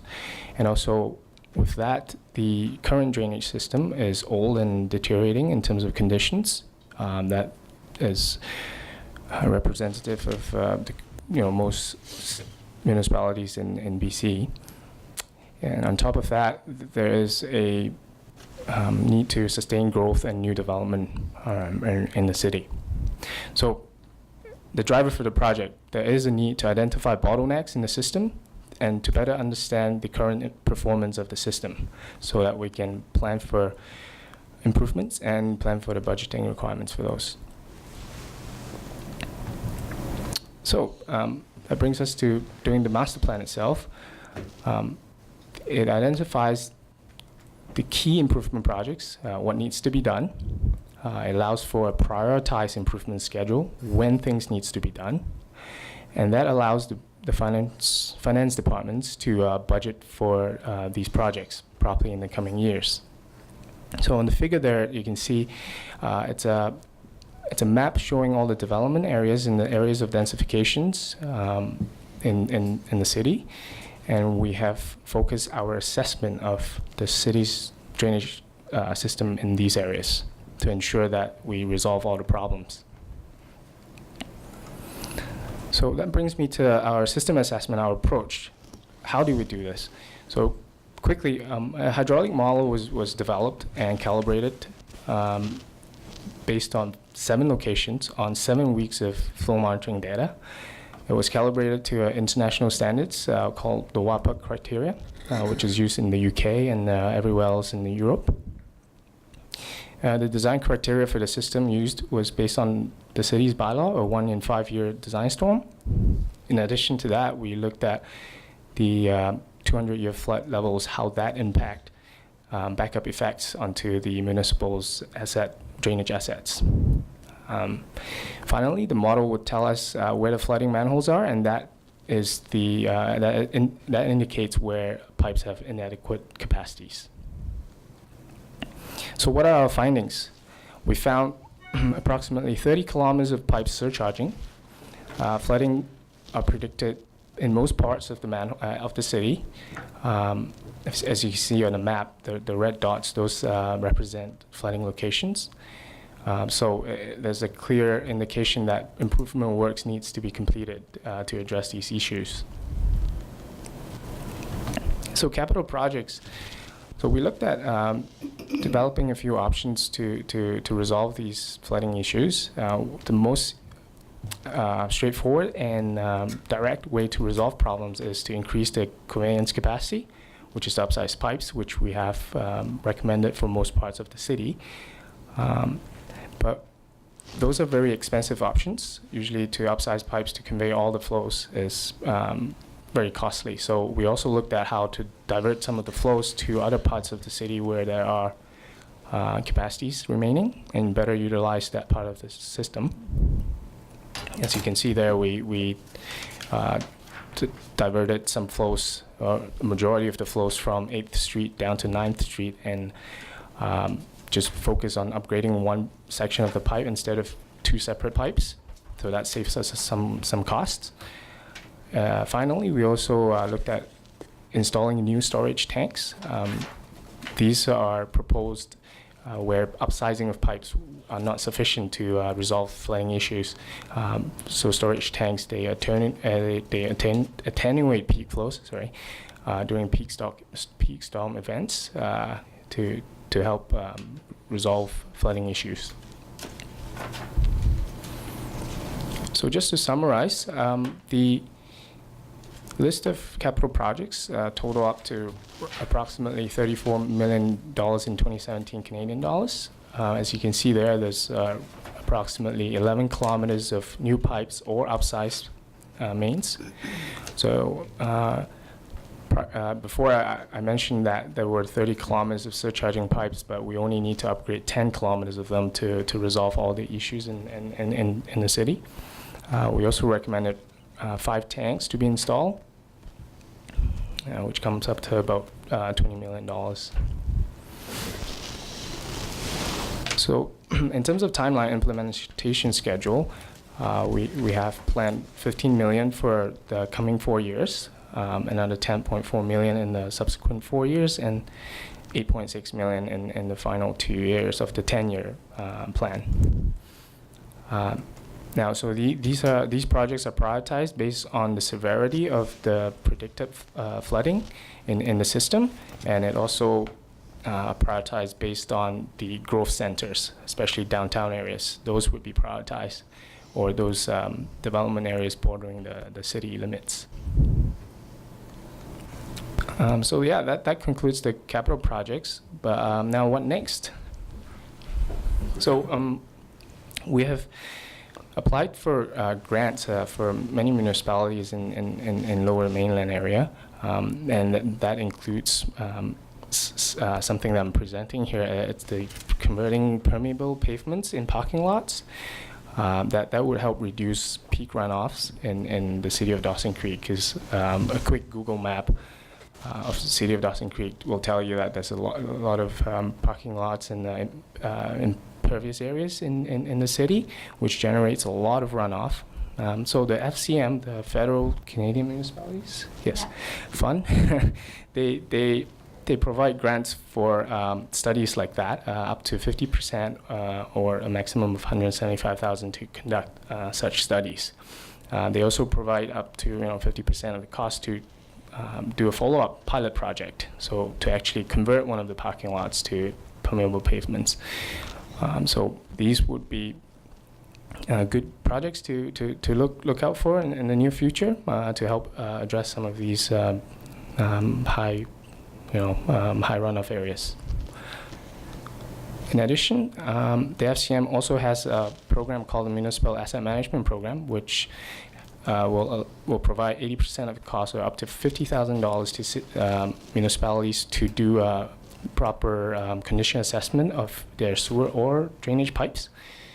As you can see, the photo on the top right there, that's roots intruding into one of our pipes here in the city of Dawson Creek based on the CCTV footage.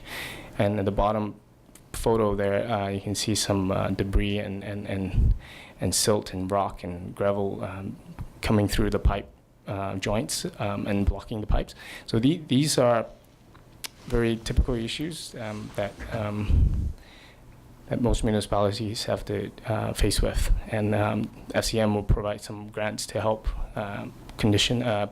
inspect these and do a proper condition assessment on how to address them.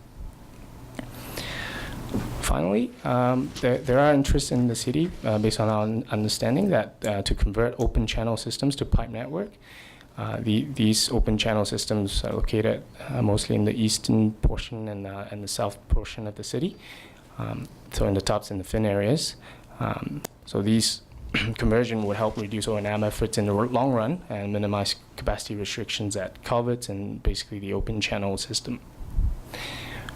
And finally, next step would be to complete a regular update on the sewer master, on the on the drainage master plan every 5 years, just to validate the mid and long-term capital projects and the budgeting requirements, allowing for better budgeting estimates. So yeah, thank you.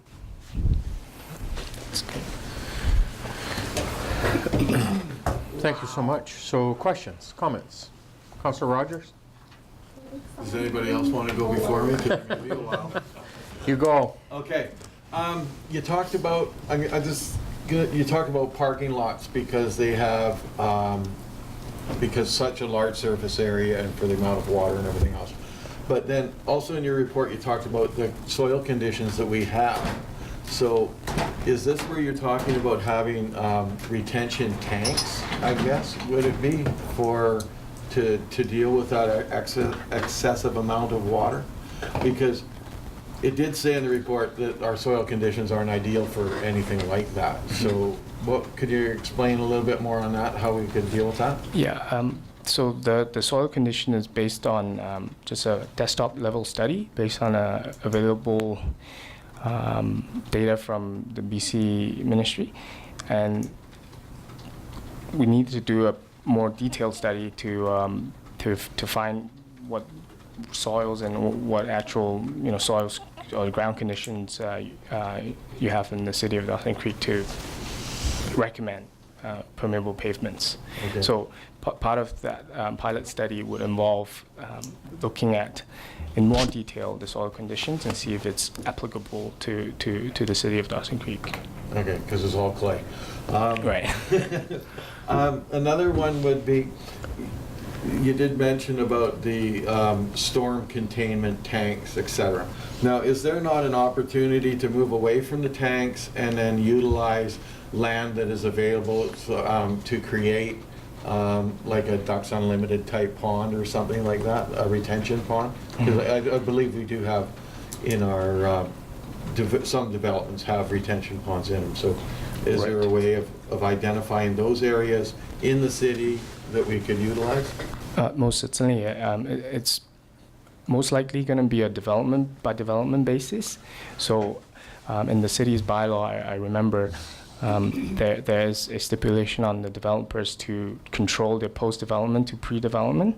So regardless of how big or how small the development is, they have to find a way, that's based on my understanding, to find a way to retain those storage, those runoffs So what we have recommended in the sewer, sorry, I keep saying sewer, the stormwater plan here is just the pre-development flow, assuming that developers in the future would control their on-site their runoff on-site.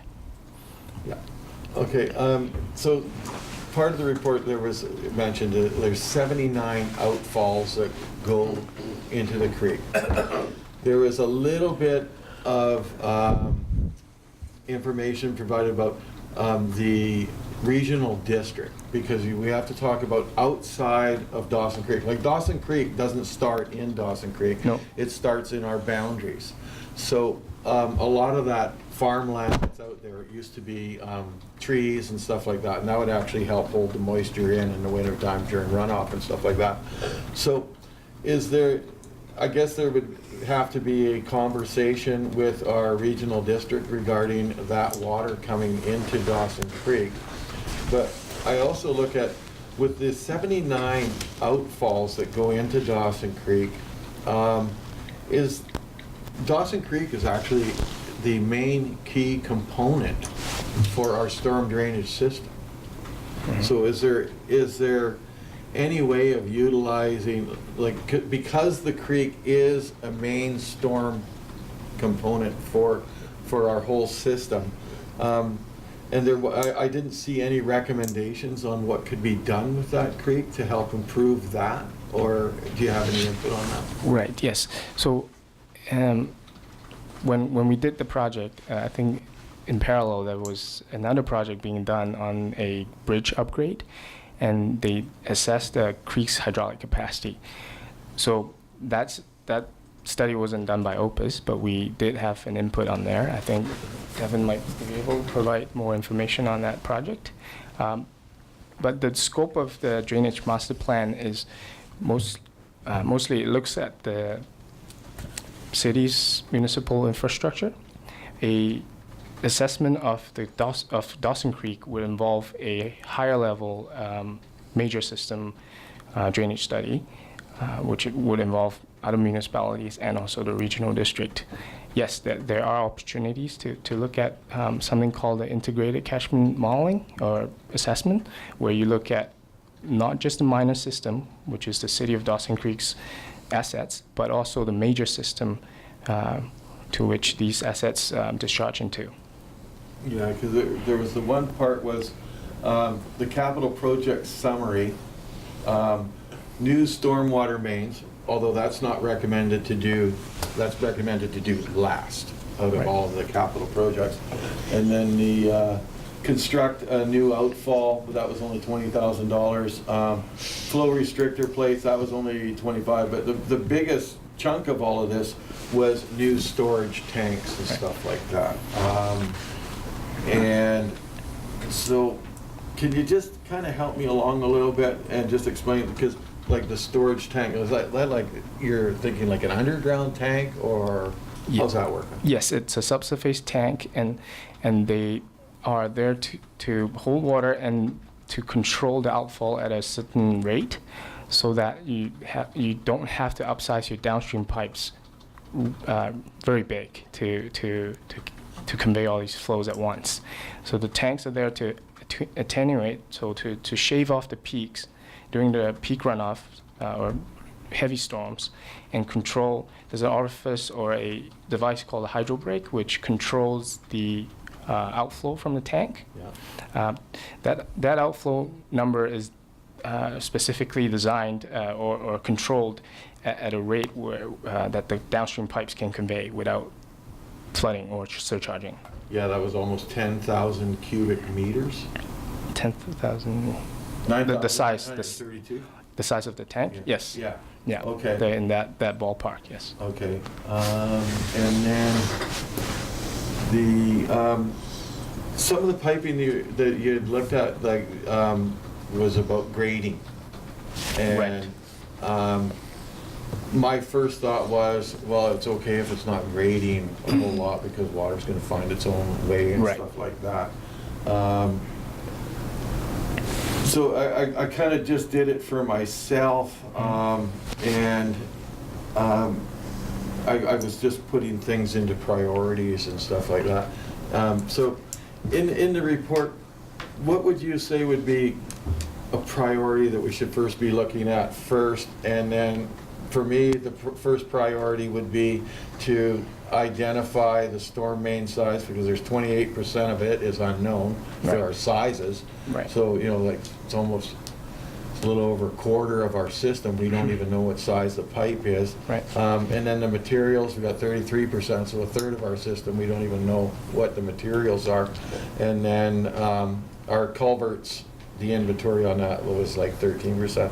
So there's a lot of things that are in the storm system that we don't know about. So my thinking would be to find out the information and identify all of those components before we start going any further. Would that roughly be where we should be doing, or? Yes. I don't want to put you on the spot. The short answer would be yes. Yeah, okay. But most of the time that requires more data collection, which is more costly exercise, and hence that's why in my what's next I suggested to apply for funding through the FCM's MEMP funding. They would provide up to $50,000 to help collect data, including CCTV inspection, including manhole condition assessment, which we have done in this study. Yeah, because there was a total of 54 improvement projects that was listed on page 42 to 49. Right. And I'm sure staff is going to have fun looking at all of those.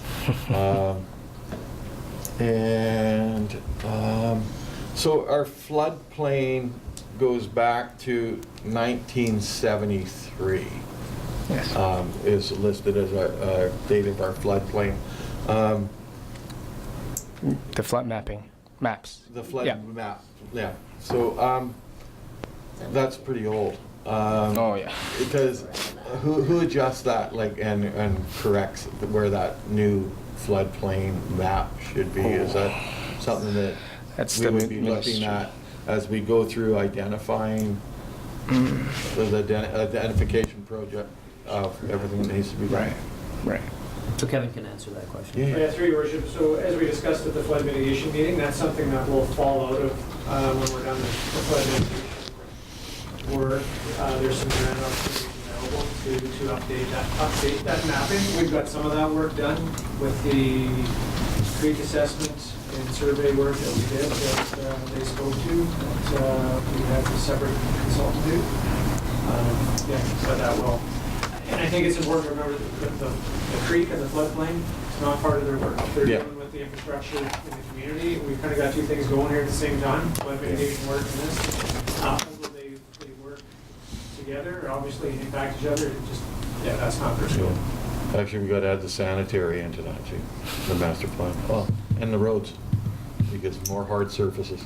Anyways, that's all I got. I was just, mainly it would be about, because we have been talking about roads and ditches in the community and getting some of those finished. And this work was going to help staff with the engineering of the roads, because now we're adding even more water into the creek and stuff like that. I just look at the creek as our main component for our drainage system. Absolutely. And whatever we dump into that creek, we're still going to be putting more and more pressure on the creek itself. Absolutely. Okay. Thank you. Thanks, Mark. Thank you. Councillor Schumann? So I know that you guys, your scope isn't the creek, but so technically though, if we were to put in these really big, what did you say, almost 10,000 cubic 10,000 cubic new storage tanks. Or retention ponds. So those would sort of fill, and then the outflow from those into the creek would be minimized. Controlled, yeah. So then technically during a flash flooding event, those would fill up first and then they would gently flow into the creek instead of all at once. So technically, those lovely storage tanks, how many of them? 5. 5 would then help keep the creek down in flash flooding events also. Yes, and also it would reduce the amount of flooding or number of floodings. Yeah. So, yeah, just to comment on that. So these tanks are going to not necessarily be right adjacent to the creek. Yeah. They're going to be other spots. So what they're doing is they're help mitigating the downstream infrastructure. Yeah. That eventually goes to the creek. Yeah. But instead of tearing up 8th Street and upsizing that pipe, maybe you put in a storage tank so that you can still maintain the infrastructure that's in 8th Street. Right? So that instead of that pipe being full and water running down the road, maybe just the pipe's full. Right. So it will help mitigate, but the driver for that was to try and offset upgrading downstream. Yeah. And then that all has to be considered with if we're gonna be paving more, if we're adding more ditches, because then, like that number of those tanks is for the system that we have right now. Yes. But if we start adding to that system, then we're looking at more tanks and stuff like that. In terms of road, yes. Yeah. Okay. And then upsizing the mains even more too.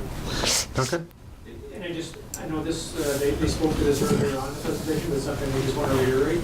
This whole plan is devised on that developers are dealing with their own developments and their post flows will meet their pre-flows. Yeah. So as you know, we've had discussions with developers in the past about not wanting to have to do, how costly it is. So again, the plan that we have in front of us, that is $30 million, if we do not require developers to deal with their on-site drainage, then we will have more work to do. This is all predicated on those factors to apply. So those developers, could they use a tank system like what we're talking about? So not just like a pond, they could actually put in a couple of these big tanks and sort of mitigate it that way. There's different ways of doing it, for sure. Something, again, Councilman Stewart, regardless of whether we build a pond or a tank, there is going to be costs and maintenance that go along with that. You know, we'll have to be in there periodically to clean the tank or to deal with the berms on a pond or whatever. As you bring on infrastructure, there's always a maintenance cost. Councillor Javetkov? I'm having a hard time visualizing these tanks, 10,000 cubes. Right. Just roughly at 20 meter by 20 meter by 20 meter, that's 8,000 cubes. So we're looking at something bigger than that or different. I think the total storage was 10,000, not each tank. Not each So tank. You've got 5 tanks totaling. Oh. 2,000 each. Oh, because I was thinking, You've got one projected for across the street here by the government building, I guess, or it maybe could be moved on to the city hall lawn. So it wouldn't be that big. It would be 2,000 cubes. 2,000 cubes. Yeah. Okay. So that'd be an underground. And underground, yes. And when we proposed the locations, we looked at Google ortho photos to make sure that it's buildable. There's areas either in parks or greenland or subsurface. So we would have to purchase that land now or move it across the street onto the city's lawn. That would require for the. Or you could possibly look at some sort of right-of-way easement agreement. If it's not on our property, you would have to have some form of an agreement with the property owner. not necessarily. One of the questions for me is the current capacity that exists is based on, I would assume, having 100% flow capacity that exists within the existing infrastructure. We know that isn't the case because even some of the CCTV inspection indicated the gravel and growth going in with roots and things. So if your projections were made, are they made based on 100% flow capacity or are they based on 75%? Like, I guess, does that, all that activity that's going on within the storm sewer system today because of the infiltration of gravel and all that stuff, if we did the work that we could find a way to put some money into increasing the flow capacity of the existing, does that change that as well? Short answer, yes. Yeah. Yes. To answer the first question, yes, we assume 100% capacity in these pipes.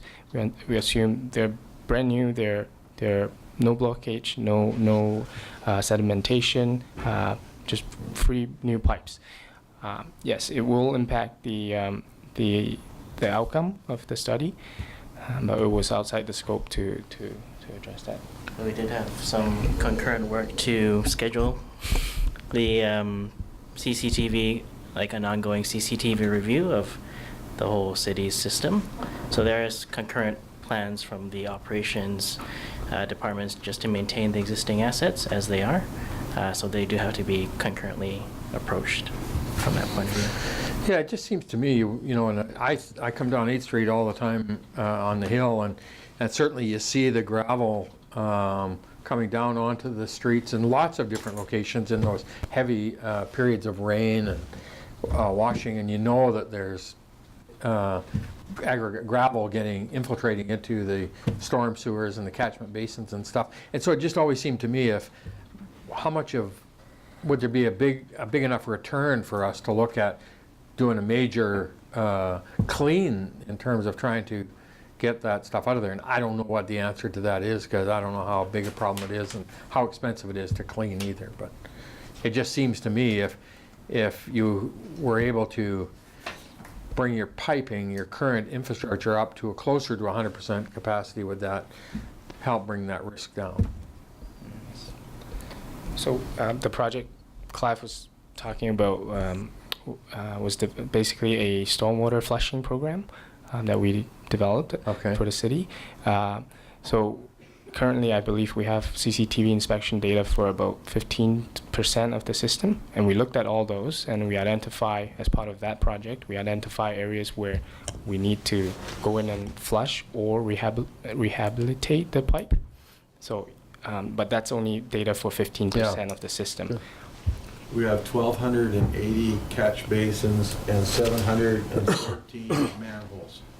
So back truck could be pretty busy for quite a while. Yeah, and yeah, you get it's a big capacity, right, in terms of cleaning it, but what's the reduction in capacity of your overall system just because of that infiltration of aggregate, gravels, roots, all that stuff? If you could clean them, how does that change the efficiency of your operation for that whole mitigation, right? It would be helpful. That goes back to the creek. That wasn't a question either. So. Yeah. So our mauling, the mauling that we completed was assuming full clean pipes. Yeah. So if we did all the cleaning and all the repairs and rehabilitation of the sewer pipes or the drainage pipes, it will go back to what the current model would say. So even today, with the build of 5 storage tanks of adding that capacity, may not be sufficient based on the flow capacity that exists within the infrastructure. Because it might be at 70% or 80% or 50%. Yeah. If nothing is done to repair the pipes or to clean the pipes, Yeah. Great. There's a potential, yes. So you're saying we gotta clean everything up, figure out what's down there, clean it all up, and then do everything you say. Healthiest body is clean pipes. Yes. Sounds good. Oh, that was puts it in perspective. that was outside voice, wasn't it? Any other questions? You guys, thanks so much for coming in this morning. It was great information, and obviously, if you got 30 million and some magic fund, we'd appreciate talking to you afterwards. But we really appreciate the work you've done for us. Thank you. Thank you very much. Thank you. This is really good because all the pieces are starting to come together. The roads, the water, the sewer. Where you realize the tangible capital asset program that we. Okay, so that's 6:05, and Joel and Derek are going to be here at 1? 1. So they're not here yet. So we have some items now we can address. All right, perfect. So we'll go back to Mayor's Business, and I have a couple of items under Mayor's Business that I want to finish off. And we've had a request for a letter of support from the Peace Region Internet Society, and they're looking for a letter of support that they're writing for applying for some funding to Northern Development Initiative Trust to help expand their broadband network. Councillor Rogers? I move that we support. Thank you. Seconded, Councillor Wilbur. Discussion? just a little background with Prith. There's most of their money is coming from through NDIT, but it's part of the Connect BC money that the BC government has given it to NDIT to distribute to improve internet access in the province of British Columbia. Oh, good. So this is all part of their network Mandate. to get us built. And a side note, they're a Love Dawson Creek business. Been a long, I've been here, they've been providing service a long time. Yeah. All those in favor? Opposed? Carried. And also, we discovered during our break that the request from the Carly at the Dawson Creek and District Hospital Foundation, they need a motion supporting their application for their liquor license for the event, because it does, there are certain parameters that require that specific endorsement. Councillor Javetkov? Move we support it. Thank you. Seconded, Councillor Schumann. Discussion? All in favor? Opposed? Carried. Thank you. So now we'll take another. Duncan? We have tabled flood mitigation discussion from this morning and All right. and Devin's report Good. also. Okay.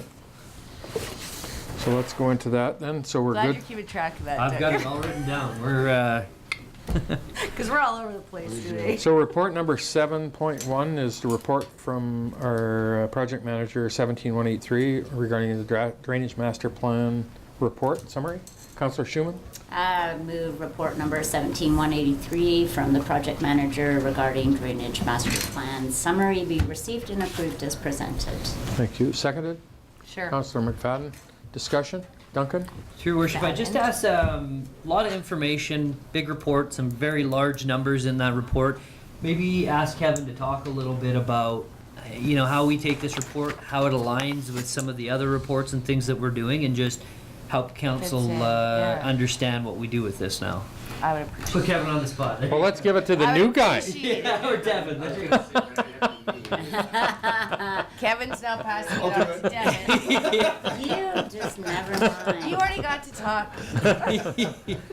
Kevin? Yes, through your worship. So this is just one plan of many plans, as you know, that we've got. Devin's job over here is trying to pull all those plans together. So he's created databases and maps and all sorts of things that we overlay all these plans into, and it's a big piece of work to try and coordinate, because the last thing we want to do is pave a road and rip it up to put in a new storm pipe. So that's really the gist, is trying to pull all this together. Then you've got the funding piece, which is a whole other animal that you've got to try and contend with. So we're starting to chart out, you know, the 5 and the 10-year kind of planning pieces this stuff comes in, and really trying to lay that out. So for 18, we're trying to, I wouldn't say scale back, but we're certainly not biting off any really big pieces, because we're still doing a lot of this planning work. You know, like I said, I don't want to take one step forward and then go 2 backwards. We have some roads proposed for this year that, if you look at this plan, have some parts involved with that. So we're going to have to try and integrate that. There's some storm pipes that need to be upsized for at least one of the roads that we're looking at, maybe 2. We do have some proposed funding in the 18 plan for storm drainage, albeit not a lot. Just kind of thrown in 250,000, which we might have to change as we go forward, but I think it's close to what we need. But as we move forward, we're going to have to grapple with each year kind of that integrated approach, where we look at the sanitary master plan, and does that pipe need to be upsized and improved? Does the storm sewer need to be upsized? And the road condition assessment, you know, when does that road need to be done? And yeah, and we all know the more we look at things, as the delegations we've seen today, the more we look, the more we realize the work we have in front of us. So it's fairly daunting, but it's Councillor Wilbur? So looking at, so exactly that, all this stuff's coming, we're finding more, and looking at, because we've got our new OCP. So is there some sort of, gap's not the word, but where this is going to fit into this OCP work that's done? Like, are these things being taken into consideration as we move forward, or is this going to be something that at the next stage of reviewing the OCP that, okay, now we have to put in all this information? I asked that because I think of the map that was at the flood mitigation that we had up, and seeing where we had kind of thought, oh, this would be a good place for a neighborhood, and then realized that's like a total flood area, so maybe not a good place. So are we, as we're building these maps and overlaying and building this up, is this something that was taken into consideration with the OCP work that's being going? Yeah, I mean, it all fits together. Yeah. Right? And so theoretically, the OCP will drive everything. So when you look at an area and say, you know, in the future, we want to see a neighborhood here, then these gentlemen here will look at that plan and say, oh, the city wants to put a neighborhood up there. What do we need for storm sewer infrastructure to support that neighborhood? Right, okay. And that's what starts to drive those plans. So that's really kind of that overarching document that will drive it. Yeah, I like that idea of just kind of, like you said, overlaying it and looking at the whole thing, because I was totally shocked looking at that map at the flood mitigation going, holy cow, like. Yeah, and council's, through your worship, council's done a good job, you know, through subdivision bylaws in making those changes. As you heard, you know, this wasn't created overnight. It's not going to be resolved overnight, but we've made some positive steps through our bylaws to ensure that we're not increasing those flows. Something we now need to wrap our head around, and as we go through the budget, is, you know, funding models. Some communities use infrastructure charges for such, you know, to fund some of these types of projects. Some do it out of general capital. It's a lot of different pieces that need to be looked at, but right now it's that overlay and that timing. So this year we have, thing about funding is we have the water treatment plant as a major utility project that we got funding from the feds and the province for in some grant money, but I guess I never have thought about applying for grants through the feds or the province under that infrastructure water utility for our drainage infrastructure.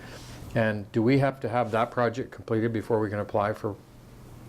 Have to look at the eligibility. We'd have to take a look. All grants are different. Sometimes I think NDT will allow you to have multiple grants going on at once, whereas some you need to be completed before you can apply. We tie the flood mitigation and we tie this together in a package and talk about how significant the the management of that flow for our community and help mitigate that in the future. It might be a really great argument or a great case to put before the province or the federal government about us planning for the future and get some funding, grant funding for them for doing some of this work.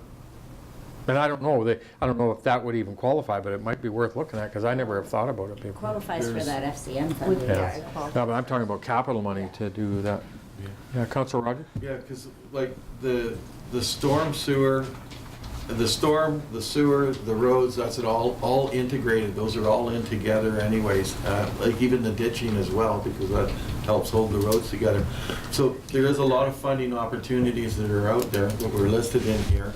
But part of the problem is the more identification we do, because so much of it is unknown.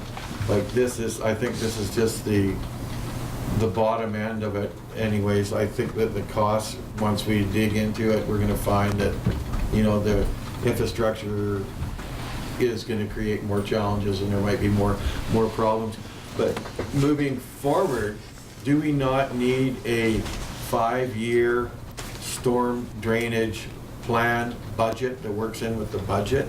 Because in order to get all of that funding, it'll have to be identified in our budget, in our 5-year capital plan, what we're going to be doing. So I would think that, do we want to have a direction to, or wait till staff comes back and tells us what they're thinking that they... Well, I think this is the first step in that now. For staff are going to start to go to work on this and bring it back to council and say, okay, here's our long-term 5 or 10-year plan as it relates into our capital, and here's what we're going to need to do in the years, and here's where we think we got funding, and whether it comes from water, sewer, utility, or however, that's going to be the direction they're going to have to bring back now.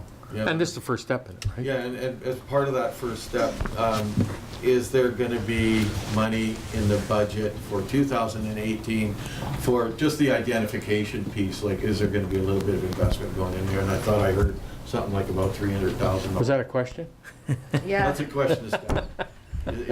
Is there going to be a proposal coming forward to have some capital? Duncan?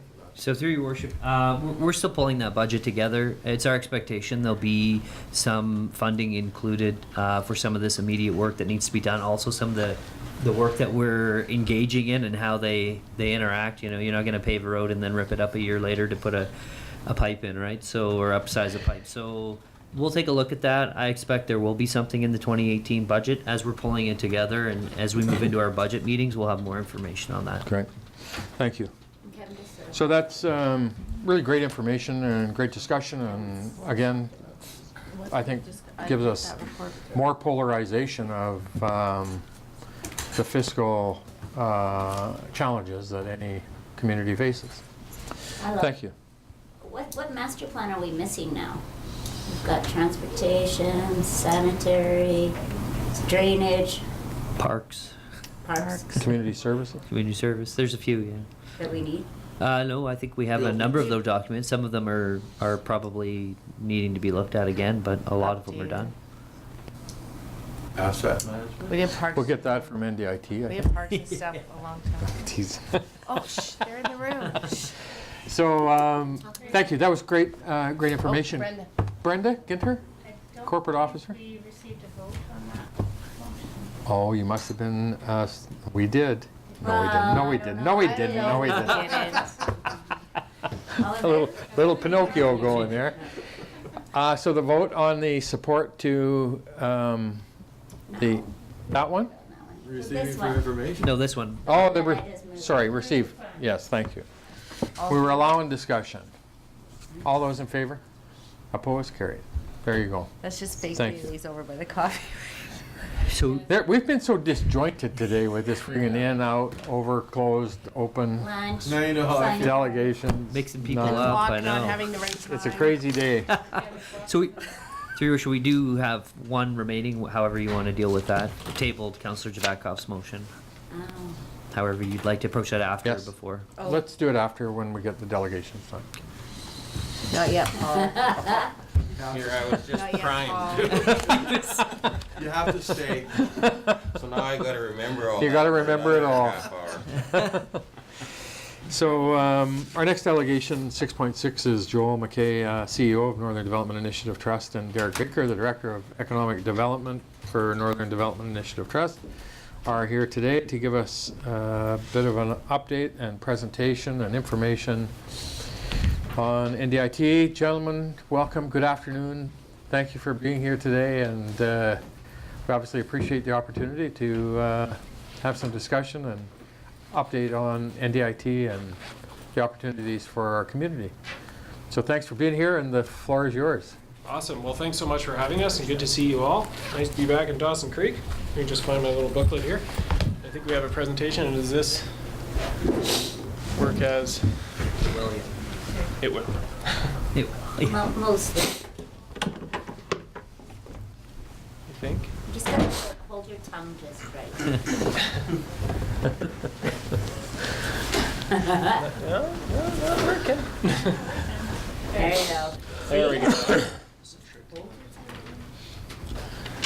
I don't know what the trick is that I just did there. So I got one slide. So we're going to be stuck on this slide for the next half an hour. It's fascinating. really it's a interesting. fascinating slide in and of itself. Slide.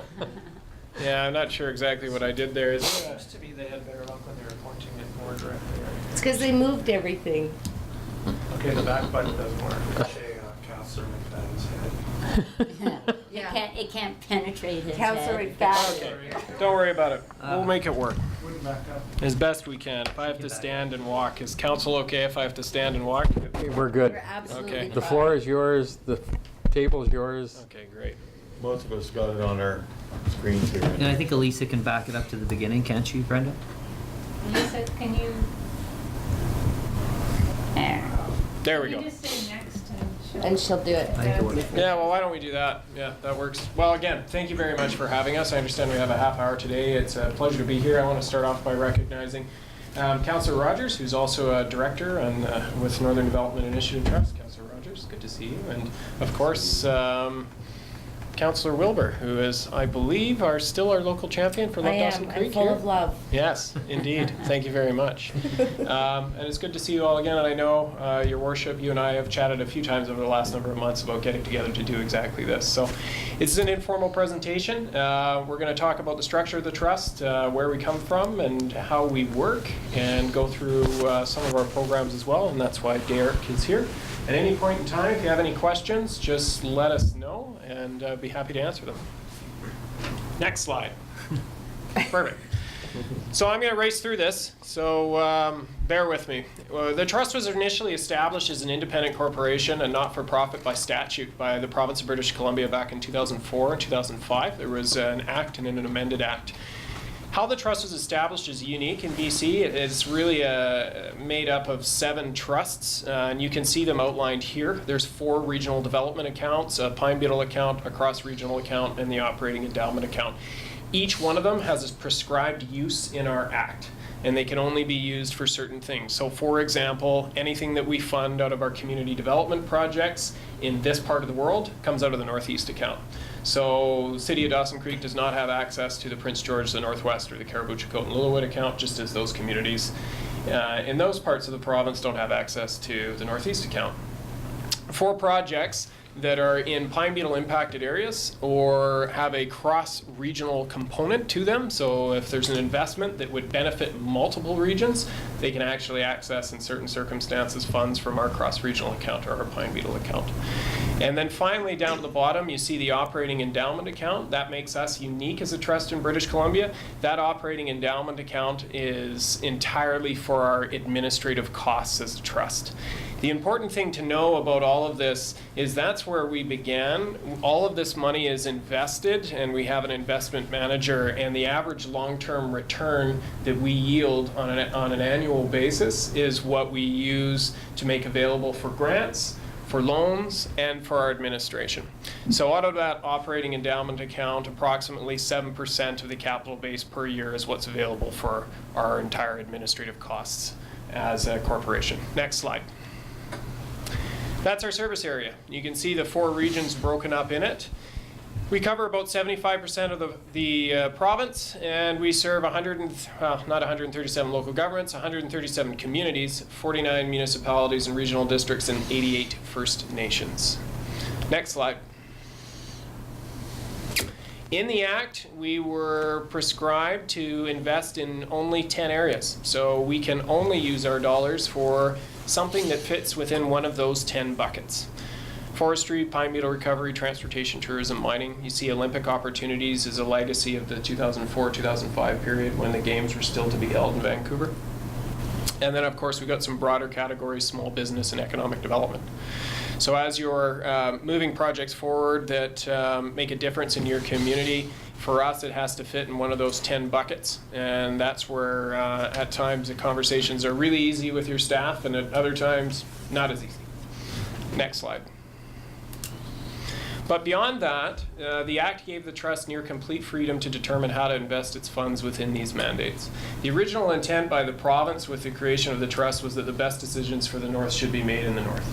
And so it was never said in the Act that the Trust should be sustainable. The Board of Directors, who governs the Trust overall, could have determined to spend down those funds, but it was all of the communities who came together back in that 2004-2005 period said no. We've never been given an opportunity like this as a region before to manage this amount of capital. We're going to manage it sustainably, so it'll be available to communities for generations to come. Next slide. So our objectives within that Act and our account structure, what are we supposed to do? So we're supposed to support strategic investments in regional priorities that focus on the economy. And traditionally, some of our key metrics for economic development are really measured through putting people to work and generating new revenue. So that's why you see those themes underwrite all of our programs. Next slide. As well, give communities control over the trust funds to pursue regional priorities for regional benefit. What does that mean? It means that the local governments come together through the regional advisory committees and then up to the board to determine how best to use the funds to have the greatest impact on the economy across the North. It also means that we're not part of the government reporting entity. which means that although our act is governed by the Ministry of Jobs, Trade and Technology, we're considered arm's length. So the communities really do control the trust and where our funds are spent.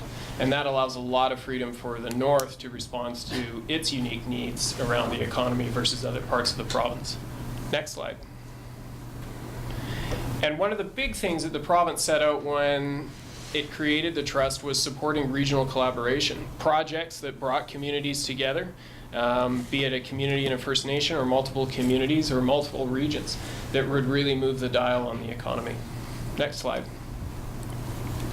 And as well, to multiply the effect of the original $185 million that was invested by the trust. This is why we don't 100% fund any single project. So we always have a leveraging requirement. Typically, it's matching. On our large grant fund, we'll go up to, and our community halls fund, it'll be 70%. But we're always looking for our partner to have some skin in the game. And in some cases, it's in kind, but in some of the larger grant programs, it's real dollars.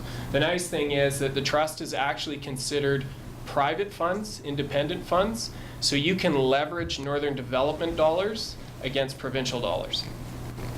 And we see a lot of that, and as well, one of our biggest co-funders is also the federal government.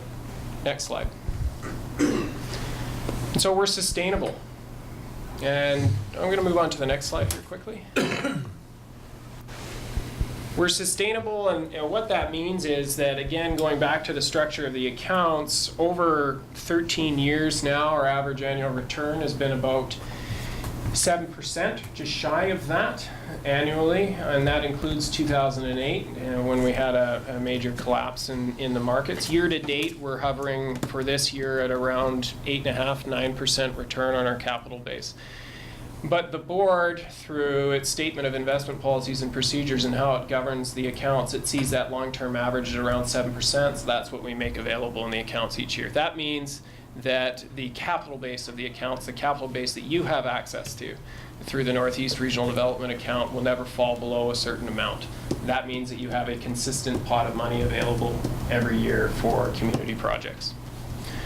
Our clients fall into three main categories. Communities, we define that as local governments and First Nations, nonprofits, and then some businesses. Next slide.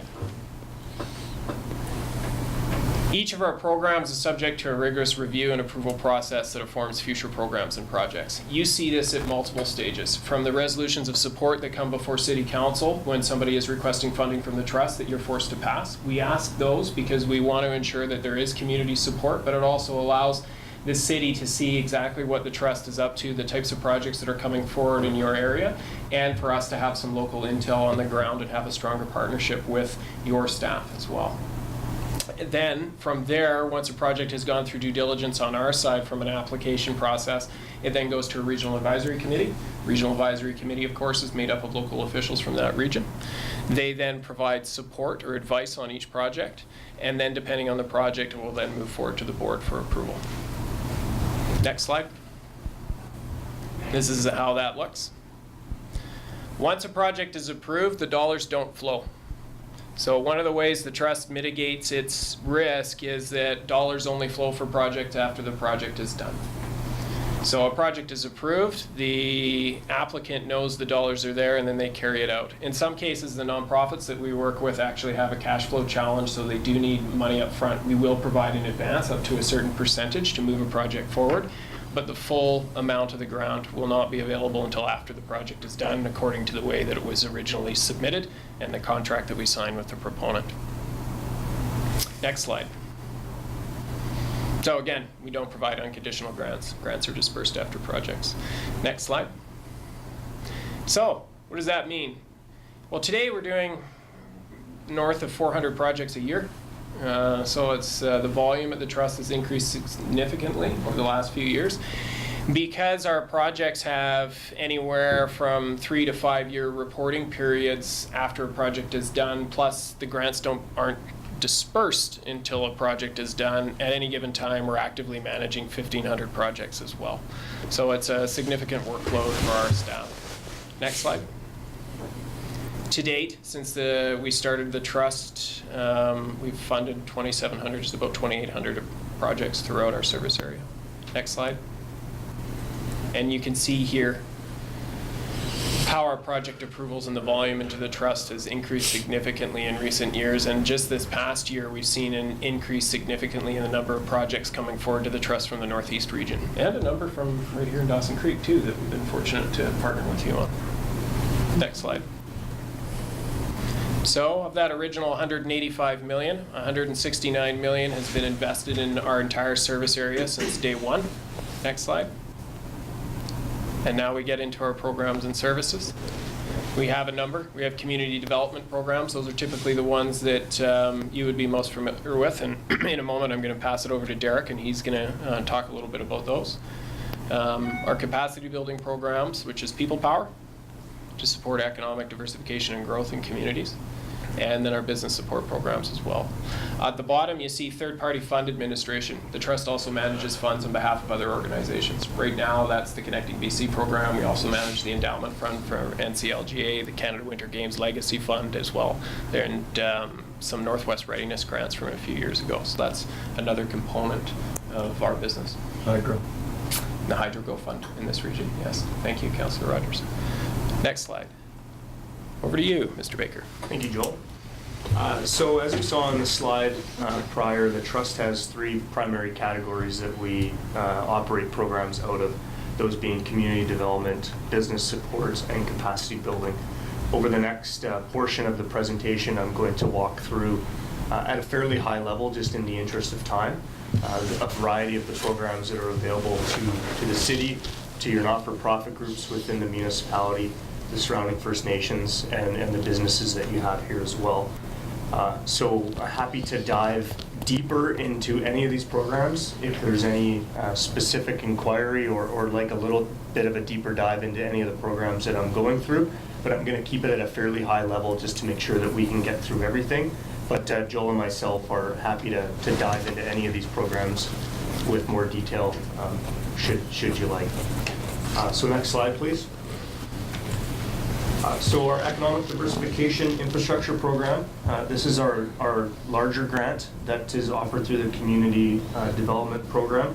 It provides up to $250,000 in grant funding to support major infrastructure projects that will strengthen the local economy. Projects through this stream generally are multi-use public facilities or capital investments that support revenue and job creation.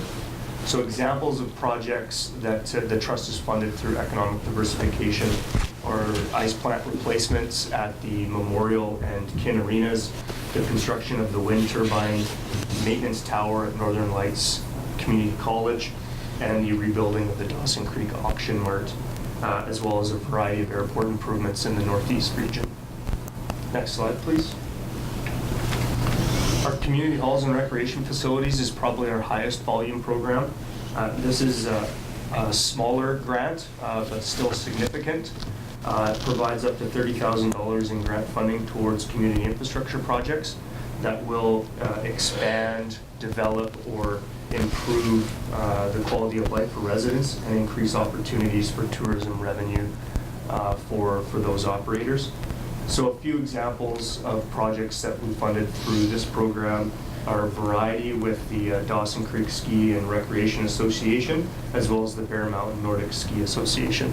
Between those two groups and the projects that we funded with them, we've invested over $200,000 towards projects with those groups. We've also supported several projects with the Dawson Creek Golf Club that have helped improve the clubhouse there. Next slide.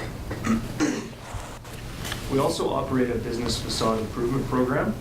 This provides up to $20,000 to each local government to enhance economic development by encouraging private sector development or investment in a defined area, generally downtowns.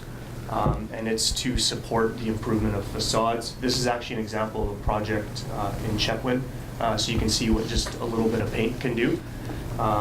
In 2017, the city of Dawson Creek partnered with Community Futures and the Dawson Creek Chamber to deliver the downtown Dawson Creek facade improvement program that was made possible by this program offered by Northern Development. So I'm very happy to see Dawson Creek is participating in this program.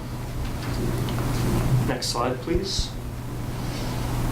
One of our most unique funding programs is the Marketing Initiatives Program. This is, again, a $20,000 grant that supports new campaigns or projects that will support the community's position to take advantage of opportunities and support economic development and diversification. These projects are designed to be incremental to operational marketing. So these can include things like business attraction initiatives, resident attraction initiatives, or visitor attraction. Or more specifically, a more local example is the recent marketing activities related to the World Under-17 Hockey Challenge that just took place here in Dawson Creek and Fort St. John as well. Next slide. We also operate a fabulous festivals and events program. This is an annual grant program, provides up to $2,500 to support unique festivals and events that run annually and contribute to service sector revenues in the local economy. Eligible events like the Summer Cruise or the Multicultural Festival, Fusion Festival, are really events that we're going after to support because they increase the sustainability of those events, provide a little bit of extra capacity to events that are generally run by volunteers. So it makes it a little bit easier each year for those type of events. Are important for the people that live in the community to ensure that those continue. And it's also important for the service sector because it brings people into the community. Next slide, please. So next we'll look at some of our business support programs. Next slide. And we'll start with the Love Northern BC program. This is designed to deliver unique marketing campaigns in communities throughout Northern Development's region. And it's really to promote independent, locally owned businesses with an aim to strengthen their competitiveness and keep more dollars in the local economy. The program represents a partnership between Northern Development and the host community, like Dawson Creek, who's been involved through Love Dawson Creek and their community champion, Councillor Wilbur, since 2015. Next slide. We also operate what we call the Supply Chain Connector. So several years ago, this was an initiative spearheaded by Northern Development that really sought to connect the small and medium businesses throughout Northern Development's region with the procurement opportunities from the large-scale projects that go on throughout Northern Development's area. There's currently just over 2,300 published companies that are on the Supply Chain Connector, and many success stories of those businesses getting involved in major industrial procurement opportunities throughout the area. So we're very proud of that project. Next slide. We also operate a competitive consulting rebate program. This is a 50% rebate up to $30,000 for small and medium-sized businesses who are engaged in manufacturing, innovative technologies, resource planning, transportation, and supplying industry. So this is a rebate for consulting services, and those kind of services are things like developing a health and safety program, doing an operational efficiency assessment, or developing a marketing strategy, to name a few eligible type of consulting activities.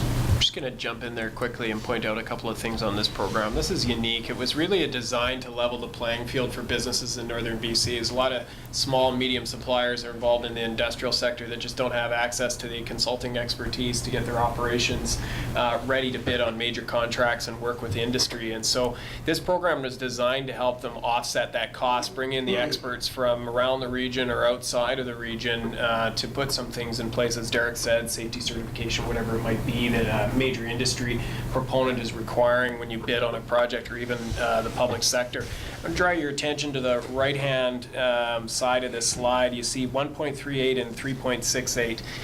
We did a study. We went back and looked at this program between 2014 and 2016. Businesses in the industrial supply chain in BC created an average of 1.38 jobs. Businesses that took advantage of the consulting rebate in the same sector created an average of 3.68 jobs. And so we know that at the very least, it's indicative of the types of businesses we're working with are those that are on the growth trajectory, and as well, the consulting rebate is helping to position them for success and get new contracts, generate new revenue. Derek, back to you. Thank you, Joel.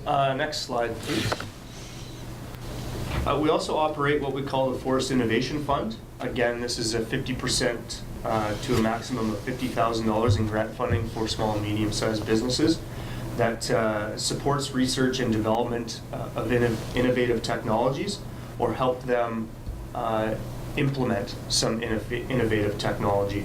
So projects that might be eligible through this program are things like innovation in biomass and harvesting, advancements in site remediation practices, or looking at value-added opportunities for forest products that currently are not marketable. The Forest Innovation Fund was a 2-year commitment from Northern Development Initiative Trust. This ends in 2017. The program was successful, and the trust is now examining opportunities to expand this program into other sectors of Northern BC's economy. So stay tuned for more on that as we figure that out. Next slide.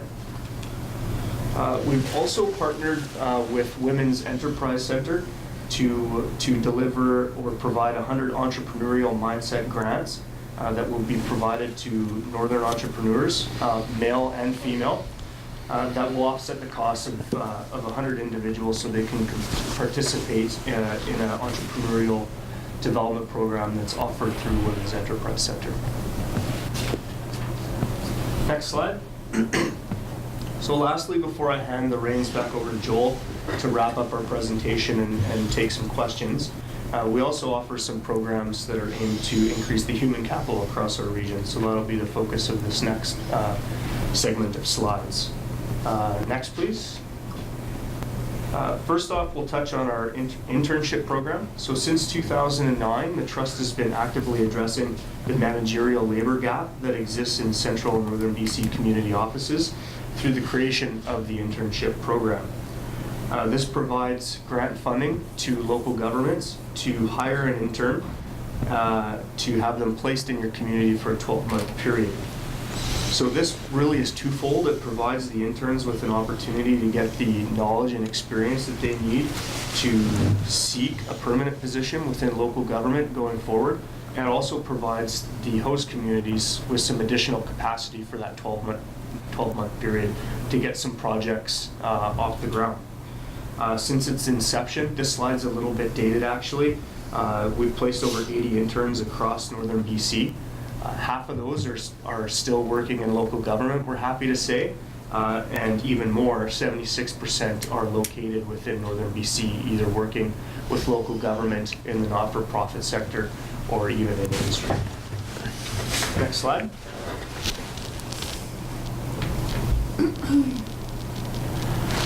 This year, we were thrilled to expand our internship program to include a First Nations government internship. So in partnership with INAC, we were able to hire and place 3 First Nation local government interns, which are pictured here in the communities of Kitsillis, Skidegate, and Nisilkatine, right? Like our local government internships, these placements are 12 months and provide a range of opportunities to build the intern's skill set for a future in bad administration. Next slide. So the Trust also offers to the local governments in our service area grant writing support. This is an $8,000 grant that the Trust offers to offset the hiring of a grant writer, which is really designed to help provide some additional capacity to allow communities to unlock additional free money. Next slide. In the same vein, we also offer an economic development capacity building program. This is up to $50,000 to support the hiring, wages, and benefits of an economic development position in the community. It also provides additional financial resources for an economic development officer or person in charge of economic development to carry out initiatives and projects that directly help a community achieve its economic development objectives. And with that, next slide, and I'll pass it back over to Joel to wrap up. Sure, thanks very much. So in addition to the slew of things that we've just gone through, I know it's a lot of information to take in all at once, the Trust has done a few other different things over the last few years. One of them is the Small Town PR Playbook. This came out of our communication services program that we offered to local governments and First Nations over the last 4 or 5 years. PR Playbook is actually designed for local governments without communications officers, specifically as a toolbook that an elected official, a CAO, a corporate administrator could pull off the shelf after a council meeting at night and figure out, after the decision was made around the council table, how you were going to go about communicating that out to the public. A lot of our communities are actually a lot smaller than yours throughout central and northern BC and don't have that internal capacity, so it's been a very well-received resource. It actually won a national award for government communications excellence earlier this year, and we've had demand from Ontario and Quebec where they'd like to see something similar. Next slide. And as well, we continue on an as-needed basis to work with local governments. If they don't have a communications officer or they need some marketing assistance, we have a little capacity in our office where we can lend a hand.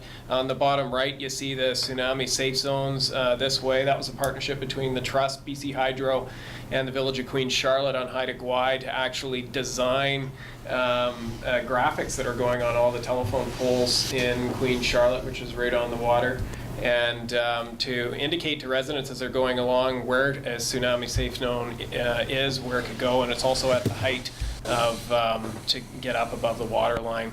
Our work on that was the design. Hydro and the Village of Queen Charlotte were the ones that really led that project.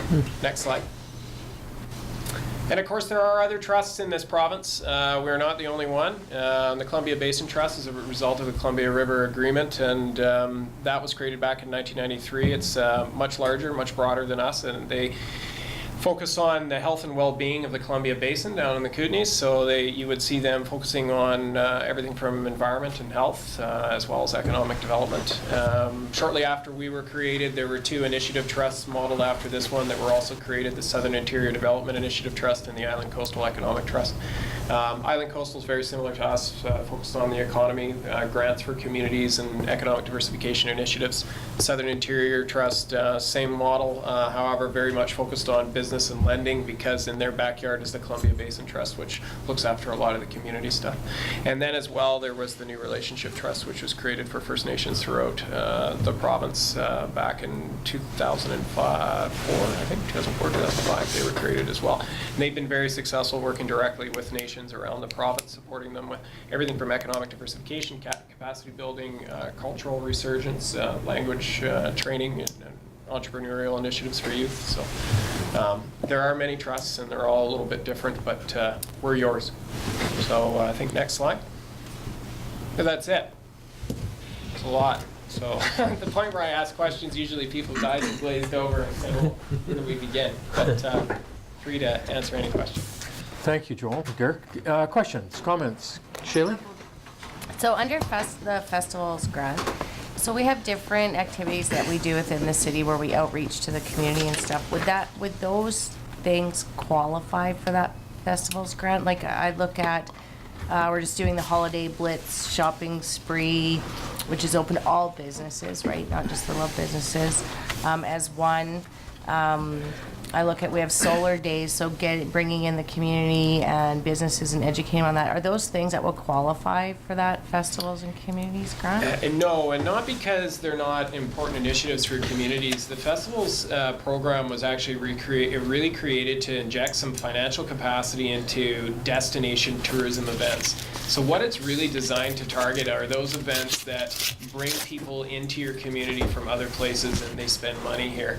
And so how we structured is it's specifically for nonprofits. Nonprofits are the only ones that can access it. Okay. And it will go towards, for example, the Mile Zero cruise, yeah, which is a bit different. We don't have another cruise in our service area throughout the region, but it makes sense here because of the identity of the community being at the start of the Alaska Highway, but also just the sheer number of people that it attracts into the community who drive here, spend money here, and here for multiple days. So we look at it from that economic perspective that is creating it is a destination destination tourism product, just the same as the Emperor's Challenge in Tumbler Ridge has received grant funding through that program. Okay. Sorry.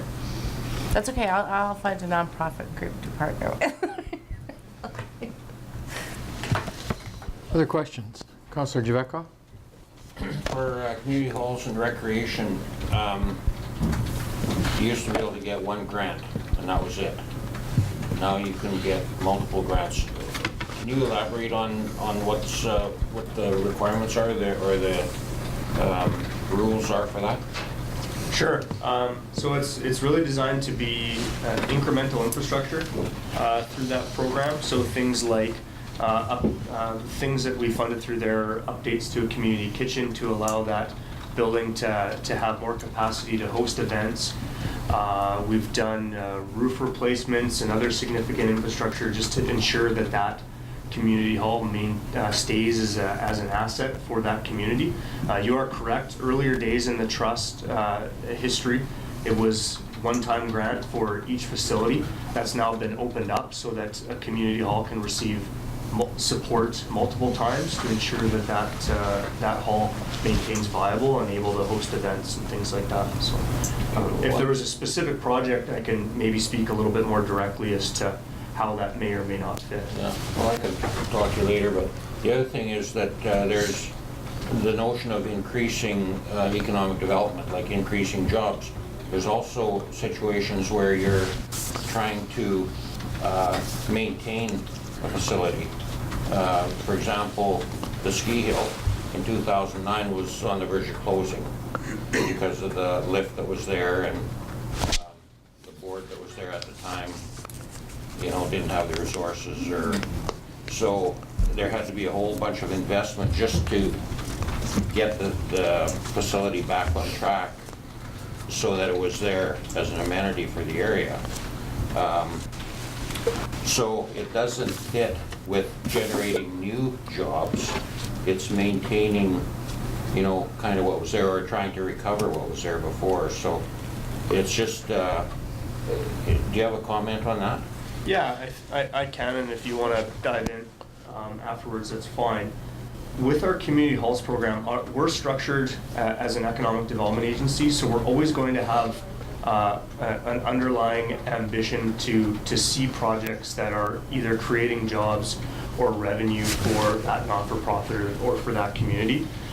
With our community halls grant, because it is a lower threshold, it is a bit of a lower threshold that we would seek for things like job creation or revenue generation, still understanding that that's the objective of the trust, but where we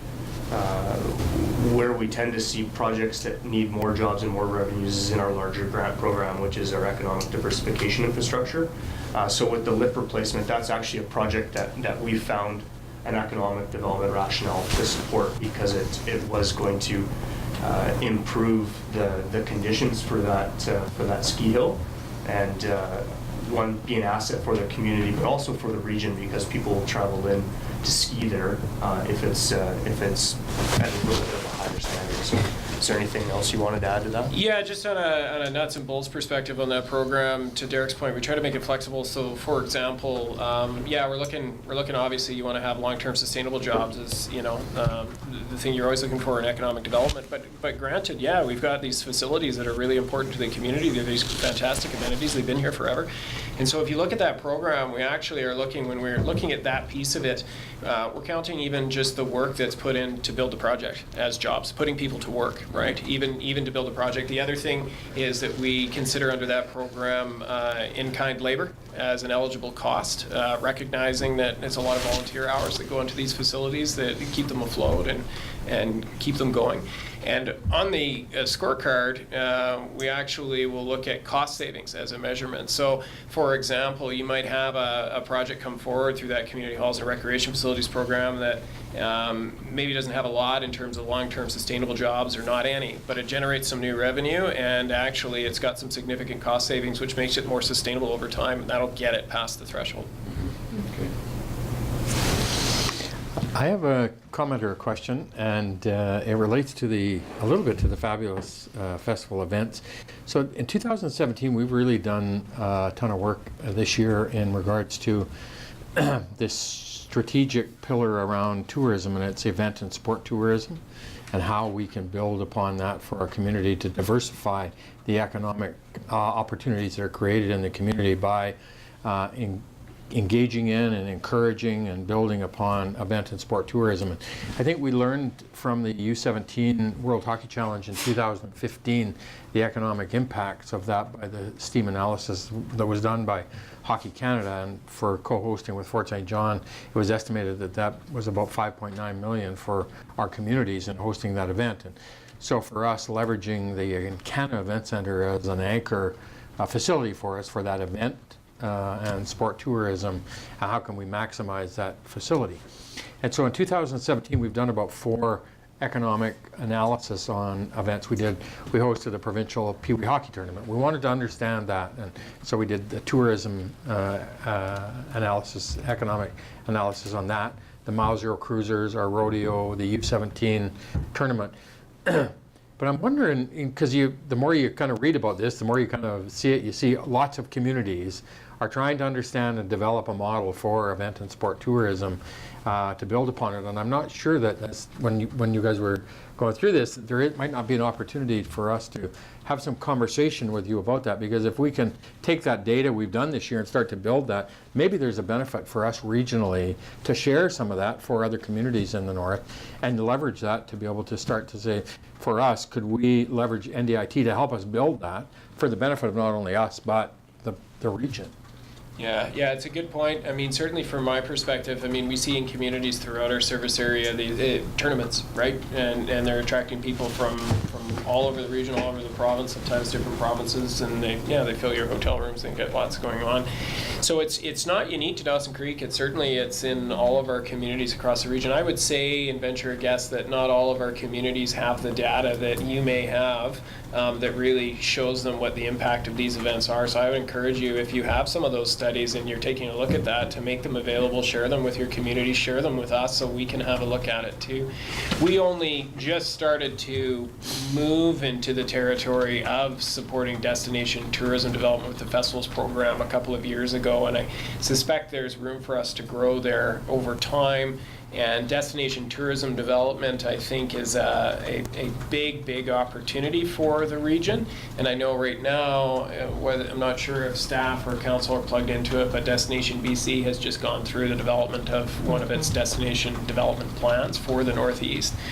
So that's where their mind is at too, is on product development. So there's a number of sort of things that are circling right now that are sort of making it a lot easier than it would have been several years ago to move forward on some of these initiatives. We would be more than happy to share what we know with you, to get your knowledge, and if you have more to share with the communities, work with you to get it out there and have a discussion around, where are the gaps. Yeah, and I guess it's those metrics. Sometimes it's that data that we don't have. It makes it difficult to make decisions.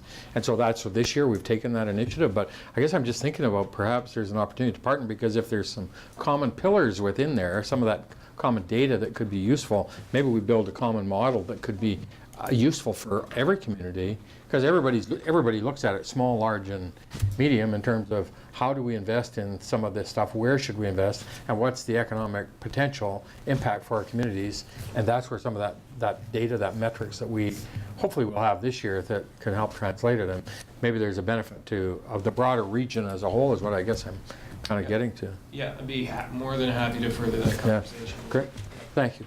Any other comments or questions for Joel and Derek? Councillor Rogers? Yeah, I just want to acknowledge that Caitlin Treble, our grant writer, is in the house. Great to have you here. Yeah.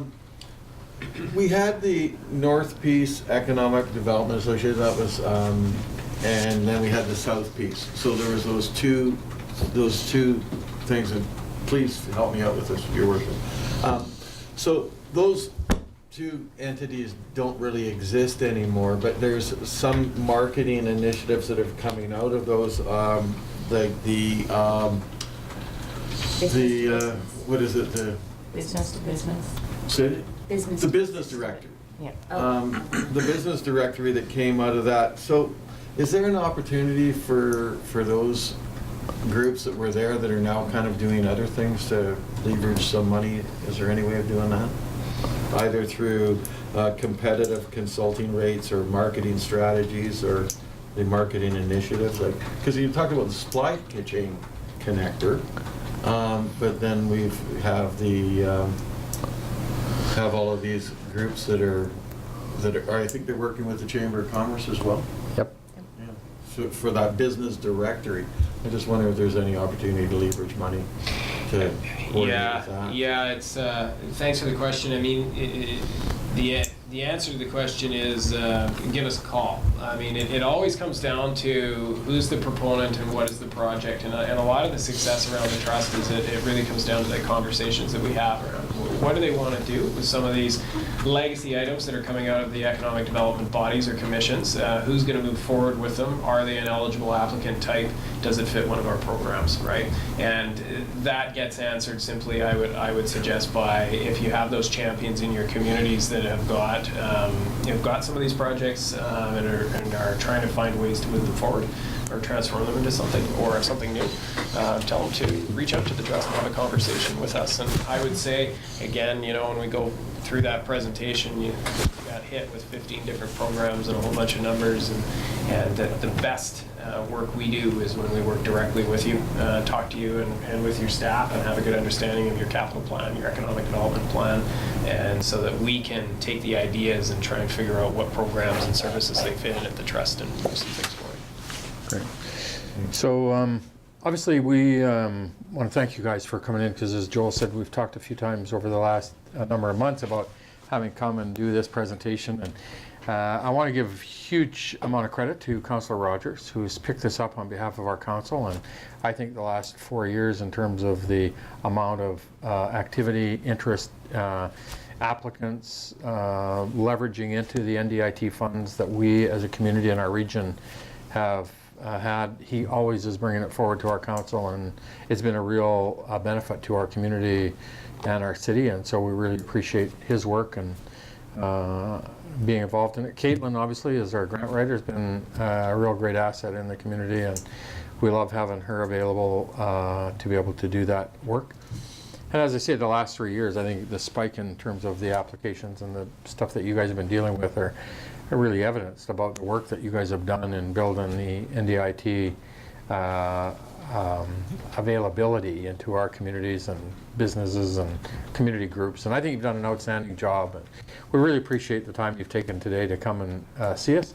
And I was thinking about, as you were talking, how many communities have the opportunity to apply, first of all, to NDIT, to say, let's apply to NDIT, because you know what, there's probably a potential here for us to help this community group or help this project, and go on and on and on in terms of the number of times our community and our region has benefited from it. So I think kudos to you guys, great job, and we really appreciate all of that work. And again, as I say, when I got elected 4 years ago, and I don't think we were really near anywhere where we should have been with NDIT as we are today. And so that's a credit to you guys as well as to Mark and all the work that our community's done. So thanks so much for coming today and giving us an update. It's the other thing that was, I got to say this, Joel needs to go to the pharmacy at Cale Christensen's because I don't know if you guys noticed that, but you have a twin in this community, not only in mannerisms, but looks.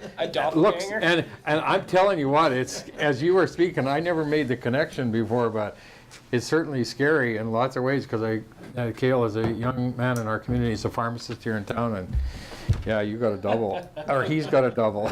Check this out. Yeah, off to the You're gonna have to go see him. Yeah, no, don't go. I'm telling you. Well, thanks, you guys. Thank you. Thank you very much for having us, and it's always a pleasure to have a chance to come up here and visit you and see some familiar faces. And even though we have these half-hour discussions, they always end up resulting in more projects coming forward in applications. So it's worthwhile for us. Thank you so much for being good partners and ambassadors for the trust. Builds communities, and that's what we do. So thank you. Thank you, guys. And any other open? Do we have any more open, Brenda? I think that's it. Do we? Oh, Sorry, we have one tabling motion. A what? A tabling motion that we have to deal with. Time for a break? Wait, we got a majority? Did we table that till next week? We better wait for Rogers to come back. I have to pee. I gotta be a genius now. He, honestly, Joel is crazy to me. Which pharmacy? Kale Christensen Yeah. at Nordlis. Oh, I never go Oh, in there. totally. Yeah, no, that's his twin. Yeah. It is. And I honestly never made the connection before until Joel was sitting there, and I was thinking, It's holy. the new, Yeah. So we do have one motion that we had from new councillor business that was tabled, and that's the motion by Councillor Javetkov, and we'll bring that back onto the floor. Brenda? So we need a motion to lift. Councillor Schumann, Councillor Wilbur. All those in favor? Oh, no. No? Can we talk? we gotta lift it We gotta first. make the motion to lift it. Oh, yeah. Yes, we're all in favor to lift it. Were you were voting in favor? I get to talk? All those in favor of lifting the motion? Oh, yes. Opposed? Carried. Oh, And now the Schumann's still on a motion is break. back on the table. Councillor Schumann. Okay. So I was at those meetings as well, all during the day and then in the evening, and there was all sorts of talk about, making sure that we understand what the issues are before we run out and try to fix them, and doing that planning process, et cetera, before, we do something that might actually have an unintended consequence, i.e., well, I can't really think of any examples, but that was sort of talked a lot about during the day session. When we hit the evening session, of course, there is a lot of people in the room, residents and business owners, and emotions were higher, and anxiety is high around the whole idea of this could happen again. And so I feel like, jumping on this and trying to get out there and do some on-the-ground work, it shows that, we're actually doing something, because all the things that we're doing aren't really out there on the ground. And so I feel like if we were able to, and I don't quite understand why it wouldn't be able to be done in wintertime when it would be less invasive, but if it's feasible, I feel like it would be something that we could be seen as doing, whether it's going to help the situation or not help the situation. I don't know, but I feel like it might be worthwhile to at least check into it and see if we can, sign down some of the snags and stuff like that would go a long way to make some people feel better that maybe the next flood won't be as bad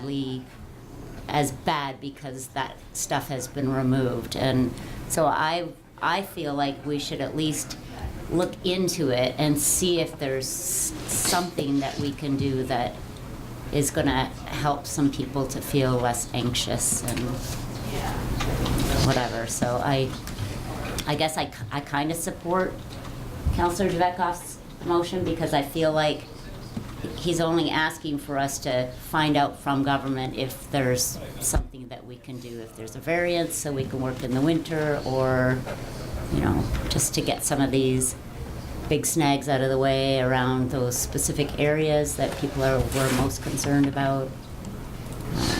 Councillor Javetkov, and then Councillor Wilbur. So thank you for understanding my motion. It's not designed to get into the, understanding why we have floods. We have had like 5 major flood events here in the last 30 years or whatever it is. So I think a lot of people feel that, there's a lot of things that are fairly obvious. A flood is a whole bunch of runoff or a whole bunch of rain comes into town and creates a havoc. Specifically, I guess, that sticks in my mind is Bergeron's facility was it was around $750,000 to clean that building up this year. Now they're limited in what they can do insurance-wise. Now they're sitting there waiting for the next flood event. And they see the city as, you know, not doing something or not something not obvious. And I can empathize with them. I mean, it's like, you know, you're just waiting for the next thing, and it could happen this year. I mean, they talk about 200-year flood events. That's all has to be revised for the models. But there's things to me like the undersized structures, the one on 17th Street, just by Ross Harcourt's, and the one on 102nd, which were overflowing in the flood. Those are not short-term things, so we have to plan and budget for them. And, you know, maybe there has to be some more specific design work. But something obvious, to me it's obvious anyways, maybe it's not obvious to everyone. We're not talking about changing the creek channel. That's major work. All I'm talking about is going in and obstructions to water flow, and there are obstructions there in the form of brush or wood of some sort or whatever. So if you visualize a 4-man or a 6-man or a person labor crew going in there and cutting up some material and removing it from the channel, that's all I'm talking about. It's not a major, you know, plan type of thing. And the idea of doing it in the winter is that you're doing it on ice. So everything that you cut, you can remove from the channel. So that's all I'm talking about. It's not like you can take this planning approach to the nth degree. For example, you know, Kevin Heath was flooded out in 1990. We dealt with it here a couple years ago. We don't want that. We want to be seen as, you know, doing something for these people that are going to be flooded out again if we don't. Well, even with what we do, they still may be flooded, but at least we're doing something. Councillor Wilbur, then Councillor Schumann. Yeah, no, I mean, I understand where Councillor Javetkov's motion's coming from, but the reason that there's a process and there's certain times of the year that you can do that type of work is because when you cut something, whether it be in the winter, you do not know what disturbance you've caused for the bed in the spring. So that is why they have certain timelines. So I've lived through a lot of floods in my life, right to the highway being flooded out on both sides of my community and couldn't get out, and it is frustrating. But I think maybe the process is giving to the province those areas that we've identified that are pinch points and saying we would like to address them, and hopefully can do that come this summer with a small amount of work. But I think the biggest part that I heard, and I talked to 7 people afterwards, was the communication, and they weren't aware of all the things we're doing and the people that we're having come in and identify areas. So I think if we can some way through our community newsletter or through our utility bills, let the public know what we are doing, we understand the problem, and we are working towards these things, and these are the next step. But to just say we want to go in there over the winter and start cutting stuff out, we do not know the ripple effect that we're going to cause when all of that thaws. And reality is, even the smallest twig cut out of the side of a creek bank can cause huge damage when high water starts to flow. That is why we see them spraying grass in the ditches along the highways. It's to retain those banks. And so to just say we want to go in there and start cutting stuff, it seems like a solution, but really truly there's a huge ripple effect to it. And I would hate to think that we would push to do something that we're going to cause a bigger problem down the end of the road, because we're going to cause more stuff to wash out. So I think what we need to do is identify with the provincial government, these are our pinch points, we would like to address them. How do we go about it, and what's the timeline? So that's how I feel, and there's a reason they say you need to do it in the summer months. There are specific reasons. This is not something they just pulled out of a hat. They've studied it.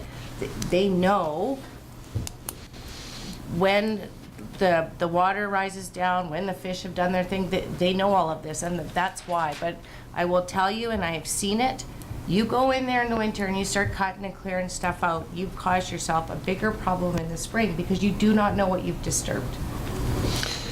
Councilor Rogers? Okay, this was in the report. Dawson Creek is a major creek within the city.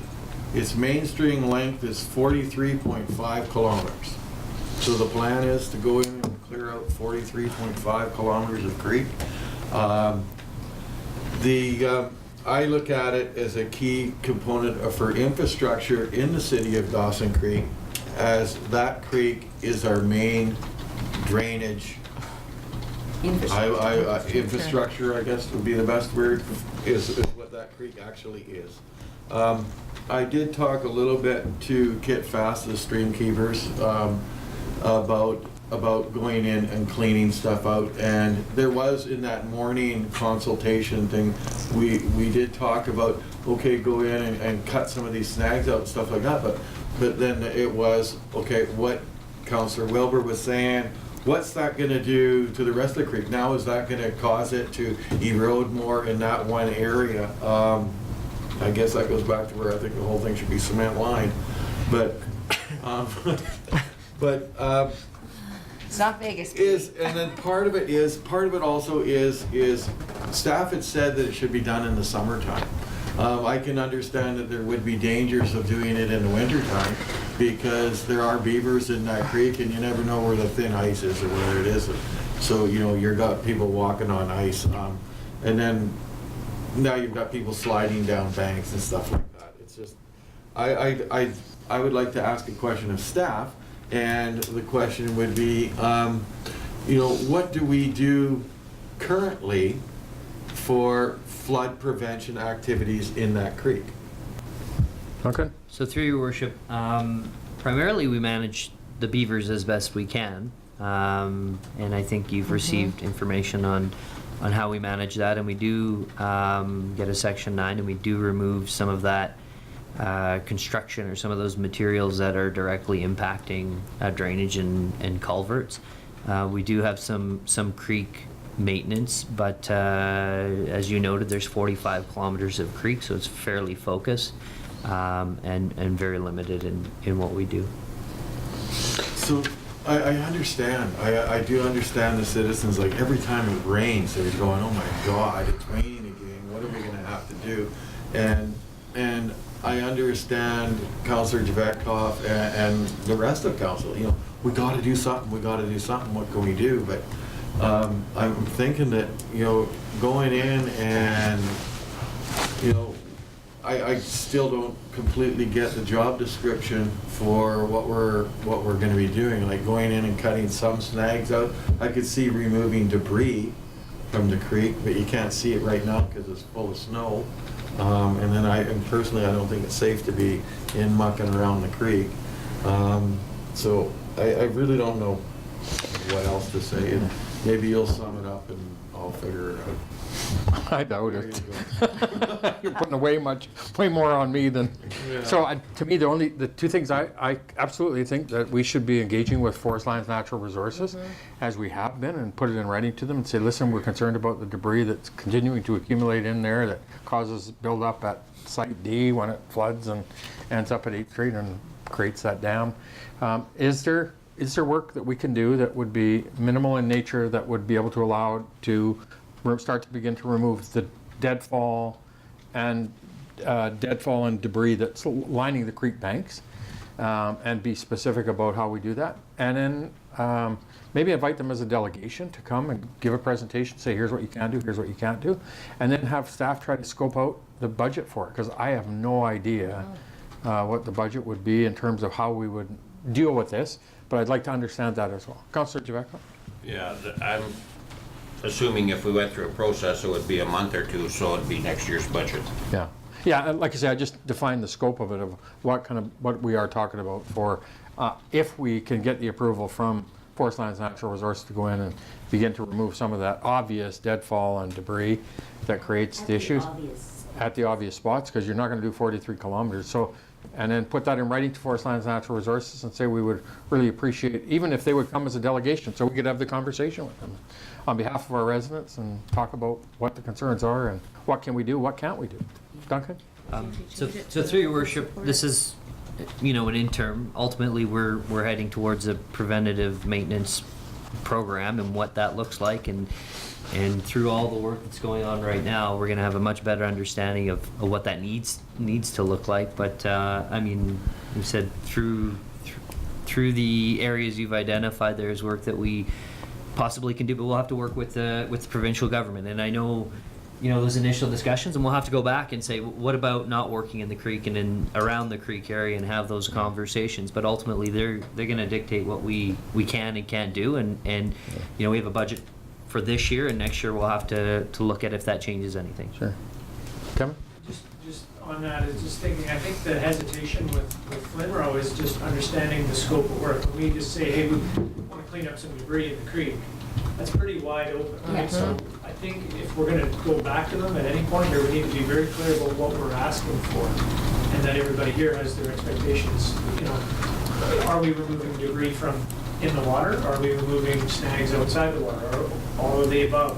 And then I can get a much clearer answer from council. But if we're just talking about cleanup, our idea of cleanup might be different than their idea. Yeah. So we have to be very pointed, I think, and then we can get answers of yes, maybe we can, or no, it is the longer planning process. Councillor Jackson? So that's the gist of my motion. I mean, we're not gonna, I'm not suggesting that we fire up the power saws tomorrow morning and start cutting. You have to identify what you want to do. But what I'd like to see is that we have a look at it, see what's in there. I mean, one of the other benefits of doing it on the, you know, in freeze up is that you can access the creek. You don't have to go through people's fences and things like that. You're not going to do that in June and July. I don't know what experience people have had here doing things in June and July in the wetted perimeter, but it's, you know, you're up to your knees in mud. The beauty of it now is that you're on ice. You can go down the stream and you can identify that stuff, and it just makes more sense. But, you know, this is just a motion. I mean, either we do it or we don't do it. There's 1,000, you can put 1,000 reasons not to do something. I mean, we're all good at that if we want to not do it. But to me, it's something that I think the people that have been getting flooded need to see that we're doing something in the short term. Councillor Wilbur, then Councillor Rogers. Do we have, like, I know, was it 102nd by Bergeron's was identified at the flood mitigation meeting, so we have like specific pinch points that were kind of identified at those meetings. Did we keep all, I know we put them on maps, do we have all that yet, or they're still working on it? Yeah, they're still working on that. Down at that whole 17th and 102nd Avenue area is, I believe that, you know, the culverts and the bridges probably do create some obstructions, but the water is already, when it floods beyond the banks and beyond that, by the time it, you know, it really gets there. So, because when that area comes to me specifically because the creek takes like that 180-degree turn, so there is a lot of slough and brush in there, and I would be comfortable if it said have the discussions with the government on those pinch point areas, and we would like to do some cleanup of shrub, brush, whatever we want to call it, the natural debris that's plugging the creek beds. But to just say go out and do it in the winter and we're gonna, what was it, 45 days for them to look at it and come back, and we're gonna be headed into summer anyways. I just know that if you start disturbing things in the winter, you're going to have a big problem in the spring. Maybe we can ask staff to look at some of those higher debris areas that exist with higher vegetation, like 17th and 102nd, 17th and 100, and be down by the seniors facility there where the creek is 106th, 107th, 105th in there. And then perhaps down around 15th Street in that area, there's 2 or 3 points that have higher vegetation that are more vulnerable to that debris and deadfall. And maybe we start from that perspective and engage with them and say, here's what we'd like to do. We'd like to try to get into some of that deadfall debris on the banks that are more, create a higher propensity to flooding and engage from that perspective at a start. I could And see what support we can that. do, what we can do and what we can't do, and begin from there, Duncan? Yeah. Is that clear for everybody? Councillor Rogers, go ahead. Yeah, I'm not in agreement with just going out and doing something for the sake of doing something, because we gotta show people what we're doing. I'm in favor of doing something that will be constructive and that we'll know what the cost is, because right now, we don't even know what the cost is. So I think let staff do their job through this motion, I guess, and just identify what needs to be done to the creek to help it flow better, or to help stop the erosion that is in areas, or what needs to be done. But I think that's gonna probably have to go to a consultant. But then they can bring that back with the report and the associated costs for us, and we consider that in next year's budget and say, yes, we're gonna do it, or no, we're not. Okay, I'm good with that. But that is a That's different not how the motion than reads. this. That's my problem. Okay. That is, I totally agree with that. But it's different than this. This is specific direction about talking to the government about clearing out and doing stuff while the creek is frozen over, and removal of trees and bushes. Okay, Councillor Schumann? But we're having this discussion to make the motion better than what people are not pleased with, and I think that we're doing that. Do you think we're doing that? Well, I sort of lost track of what, but I was thinking of the stream keepers. I mean, they're talking about doing exactly the same thing over a longer term. They're talking about removing obstacles from the creek, and what this motion is in the short term. You know, working on the frost, like, I don't know, I've never been allowed to work in a creek in the summer.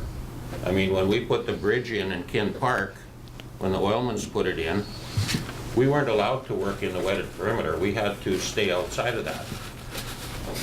So, you know, and my 30 years with the Forest Service, building forest roads and that type of thing,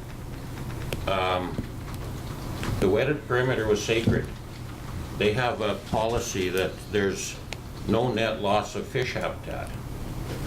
And every piece of stream is fish habitat. In fact, a lot of the dry stream beds are fish habitat. So that's why I'm proposing going in on the frost. Now, I don't know, I haven't gone, like I could, you know, if you guys can't see your way clear, staff, to go down and have a look at it, I could get some volunteers and we could go and assess it and come back to council and say, well, here you are. Here's what we're talking about.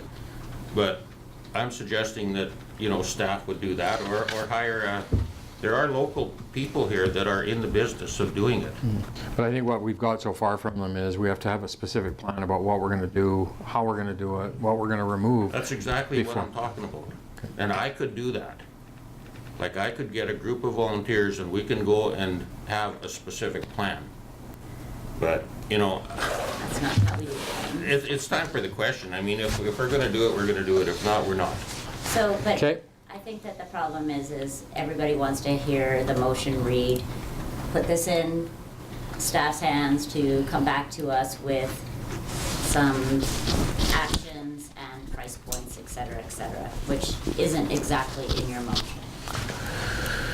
Oh, Well, we could add that in, I guess. Okay. That's what So- I'm asking you. If you All want right, to so put as an amendment, that we direct staff to go back to Forest Lands Natural Resources with a specific identification of areas that are higher risk, engage with Forest Lands Natural Resources in writing and what we can do, and a projected cost of that.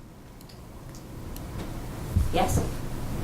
And, sorry, through your worship, and provide a report, or just move? Yeah, no, and then just provide a report. report back to council for approval, because we need to approve the budget. Yeah. Brenda? I sort of took that as an obvious thing. So that is an amending motion? Yeah. Voted on, and then Yeah. just- So did you get that? Or do we just defeat it? Yeah, she's got it. No, we're gonna. Okay, so we got the amendment, and we're going to direct staff to identify the higher risk areas of debris and for the creek and what we can do to clean it, and the associated costs of the budget to do that. Okay. So that's moved by me, I guess, seconded by Councillor Schumann. I did that Rogers? deliberately. Did you always call me Rogers?